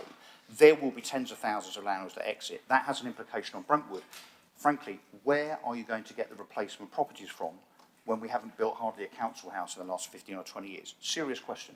Where are you going to find the difference in properties between those that are left vacant by landlords exiting the sector and those that are needed, given that I think our housing waiting list here alone is about 1,200 people, isn't it? It's about 1 million people nationally. This is a real problem just waiting to happen. Thank you. Councillor Baldock. Thank you, Mr Mayor. It's not a question really, it's just an observation or a request, you could say. I know the small print hasn't been agreed on as yet. Well, I think the small print hasn't been agreed on as yet, but can I ask that when you come up with how you're going to charge the landlords for this, because obviously the landlords are going to pay for the administration of this, that you don't do what Thurrock has done, and that is just charge the landlord 5 years in advance at the very beginning of this. I know not all of Thurrock is using this scheme, but they've already instigated in perhaps half of Thurrock, and landlords, you know, I couldn't think of a better deterrent of being asked to pay 5 years in advance, straight up front. So perhaps if we could just do it annually when you do instigate it. That was it, really. Thank you, Councillor Baldock. I don't know if that forms part of the tenet of anything, but we'll address that offline and come back to you with that one. Councillor Marsh. Thank you, Chair. Reading this report, there are two particular lines that I find extremely concerning. The first one's top of page 18, 1.18, which says, government also expects council to generate income from issuing civil penalties. Now, if that doesn't sound bad enough, you go to page 19, under the heading Options, where it's failing to implement, it brings 4 risks, main risks. The second risk is loss of civil penalty income. So basically we're being asked by the government to collect revenue on their behalf. Now, if that's not bad enough, I think this only refers to private tenants or private landlords, and they're entitled to some consistency. So who's looking at council houses? Because I know for certain there are council houses within this area that wouldn't pass the test that we're trying to apply to private landlords, and will be issuing fines to. Thank you, Councillor Marsh. Councillor Wackland. Thank you very much indeed, Mr. Mayor.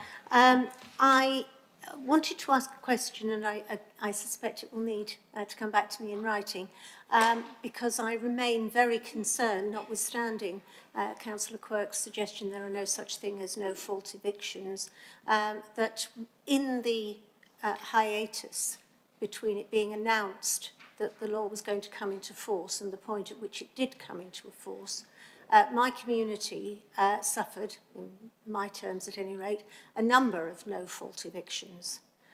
Some of them for elderly folk who had never in their lives expected that their leases wouldn't be renewed, never expected that they wouldn't be in difficulty for not having assured short-hold tenancies. So my concern is that a number of these are still unhoused.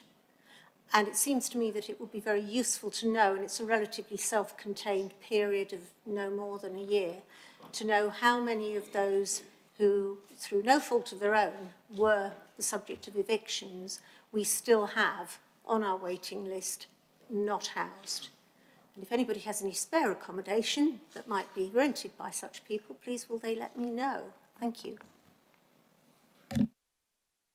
Thank you, Councillor Wackland. I suspect that that's a question that would be addressed outside of this meeting. So, Councillor Bond. Thank you, Mr. Mayor. I'm going to avoid getting into a discussion about the rights and wrongs of national legislation. As a council, my question to the officers is, do we have a statutory duty to enforce these services and these charges and police this policy as implemented by national government? Yes or no, rather than talking about the rights and wrongs of national legislation. Because if we have a statutory duty to do something, we need to discharge that duty and not be tempted to debate the merits at the national level, because that argument's been, that ship sailed. Yeah. Thank you, Councillor Bond. Yes, we do have a statutory duty to enforce this, and that's pretty much the end of the matter. Thank you. Councillor Rigby. Thank you, Mr. Mayor. Page 22, engagement and consultation. Obviously, there are 3 things there which hopefully apply equally to landlords. as well as private rent tenants. I agree with the suggestion to update the website with clear information for both tenants and landlords, and I think there needs to be obviously equality of information for both classes affected by this legislation. It says, paragraph 2, identify and build relationships with trusted referral partners. Obviously, Citizens Advice and various housing-related charities that exist primarily for the benefit of tenants are well known to us as this authority. There are obviously organisations which represent the benefit of landlords as well, and so it's important not to forget them in that process in having sources of advice they may wish to turn to. And finally, just to endorse the awareness campaign, because I think that the Council has many useful channels from our magazine to the website to Facebook and things like that through which they can reach people, and I would really encourage them to use those to their maximum benefit. There was a presentation given at the Brentwood Community Assembly about communications, which I think was very well received by those people, and might I suggest that some similar presentation on this be presented to a future assembly so that all those who are members of it can get the benefit of the information as we are indeed doing so. Finally, just to say that I've welcomed all the contributions actually from all members across the Chamber, whether they agree with the legislation or not, because I think that's been done in a constructive way, and I welcome that. Thank you, Councillor Rigby. No one else indicating to speak. Councillor Davis, you reserve your right to speak. Yes, please, Mr Mayor. I'd just like to pick up on Councillor Marsh's comments, because yes, we are audited. The government come in, the housing people came in last year, and in fact the housing department did very well. What are we trying to do? We are trying to invest in the property we've got, which has been sorely neglected over past years. And aren't we providing 60 new homes in the borough this year, for which we're going to be extremely proud of? Not saying there's not work to do, but we're heading that direction. Now, I think what we've got to remember with this Act is the majority of landlords are good and they know what they're carrying out their responsibilities. We're walking a tightrope because we're trying to protect tenants from rogue landlords, yet not penalising the good landlords. It's being introduced very quickly, and I'm very grateful for Mr Ahmed and the advice and the help that he's giving us, because there's so many questions still unanswered. It's not going to be a profit-making scheme, it's something that's got to be self-funding, and we don't even know at the moment, in the longer term, how much money we're going to get for this. And this has all got to be gone through, and it's got to be gone through extremely quickly, because we've been given the 1st of May as an introduction date. I don't think we've ever had to quite get anything done so quickly, but it is a positive for for tenants in the borough. It does give stability. It takes away that anxiety, particularly where you get young families who suddenly feel that they're going to be put out without any justification or real reason. So I do think that whilst nothing is perfect, and we mustn't deter landlords, and we must look for ways of supporting the good landlords, and we're going to get a landlords forum in the town hall so they can come in and they can discuss the issues as they go forward. I really welcome this as it is, but there is more to come, and we'll get the detail, and the devil's in the detail. But it's our job here to look after our residents in this borough, and there are tenants here in this borough who I know are quite often put at risk by unscrupulous landlords. They may be the minority, the landlords, but they're out there, and this bill will help address that. So I second that. Thank you, Mr Mayor. Thank you, Councillor Davis. Councillor Barrett, last summer. Thank you, Mr Mayor. I just want to update everyone. Obviously, the Housing Register is a matter of fact, and it's on each minute of the Housing, Health and Community Committee. There are only 257 families on our waiting list, making the total 686 people, not 1,200, which was mentioned just a minute ago. So significantly less than that. Obviously, social housing is regulated by the regulator of social housing, and it holds us to the exact same standards that we are asking our private landlords to provide, the Decent Home Standard and AWEB's law. This is just making it consistent across the requirements for social housing and private rented housing. This is a requirement under legislation for us to pass these amendments today and enact this in Brentwood by the 1st of May, and I hope everyone can support it. Thank you. Thank you, Councillor Barrett. Excuse me. We will now vote on the recommendations on page 13 of the agenda, supplement 1. All those for?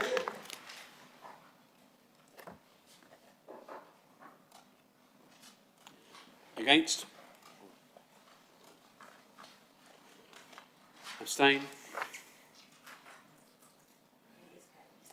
The motion is carried.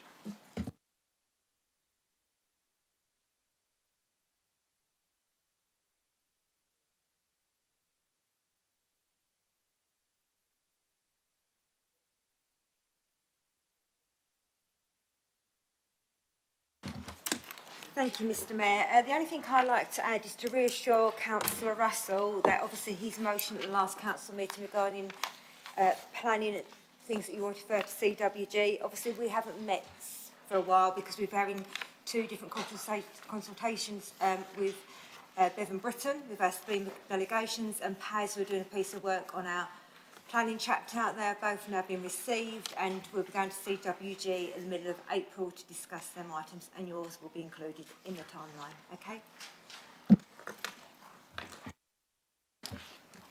Thank you, Ms Mayhew. Are there any questions? No, thank you.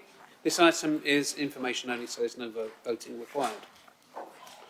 Item 14, notion of motions. No motions have been received. Item 15, urgent business. There are no items of urgent business. Item 16, exclusion of press and public. Members, it is agreed that we go into private session to discuss this item. Mr Mayor, could I say a few words while we're still with our millions of viewers? Okay, thank you, Councillor. Thank you, Mr Mayor. It's been an absolute privilege this last 3 years being leader of this council.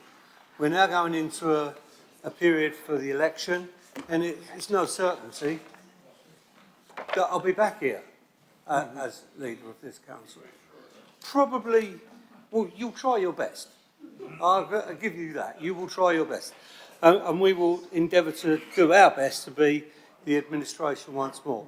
But whilst I'm still here, I'd just like to say a big thank you to the officers that I've worked with over this last 3 years, my many deputy leaders that have been privileged to work with me, one right behind me, watching my back as always, and yourself, Mr Mayor, who was deputy leader.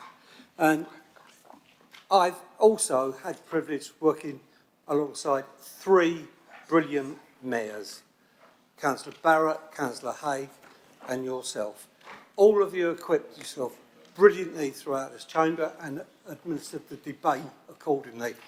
And last but not least, I would like to thank the opposition for their continued engagement, keeping us honest.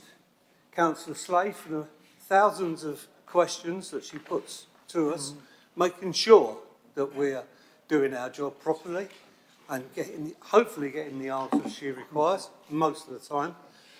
I thank Councillor Russell for his warmth and engagement when we meet, and all of you. It has been an absolute pleasure, a privilege, and when I represent this town outside the borough, I do it with pride, a lot of pride. Thank you one and all.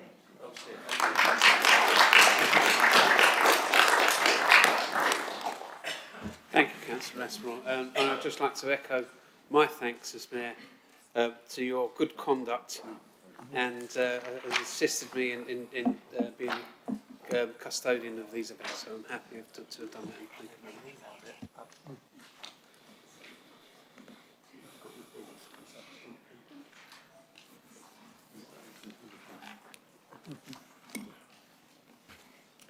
So, item 16, exclusion of press and public. Members, it is agreed that we go into private session to discuss this item. If agreed, do you agree? Agreed. I will now close the meeting.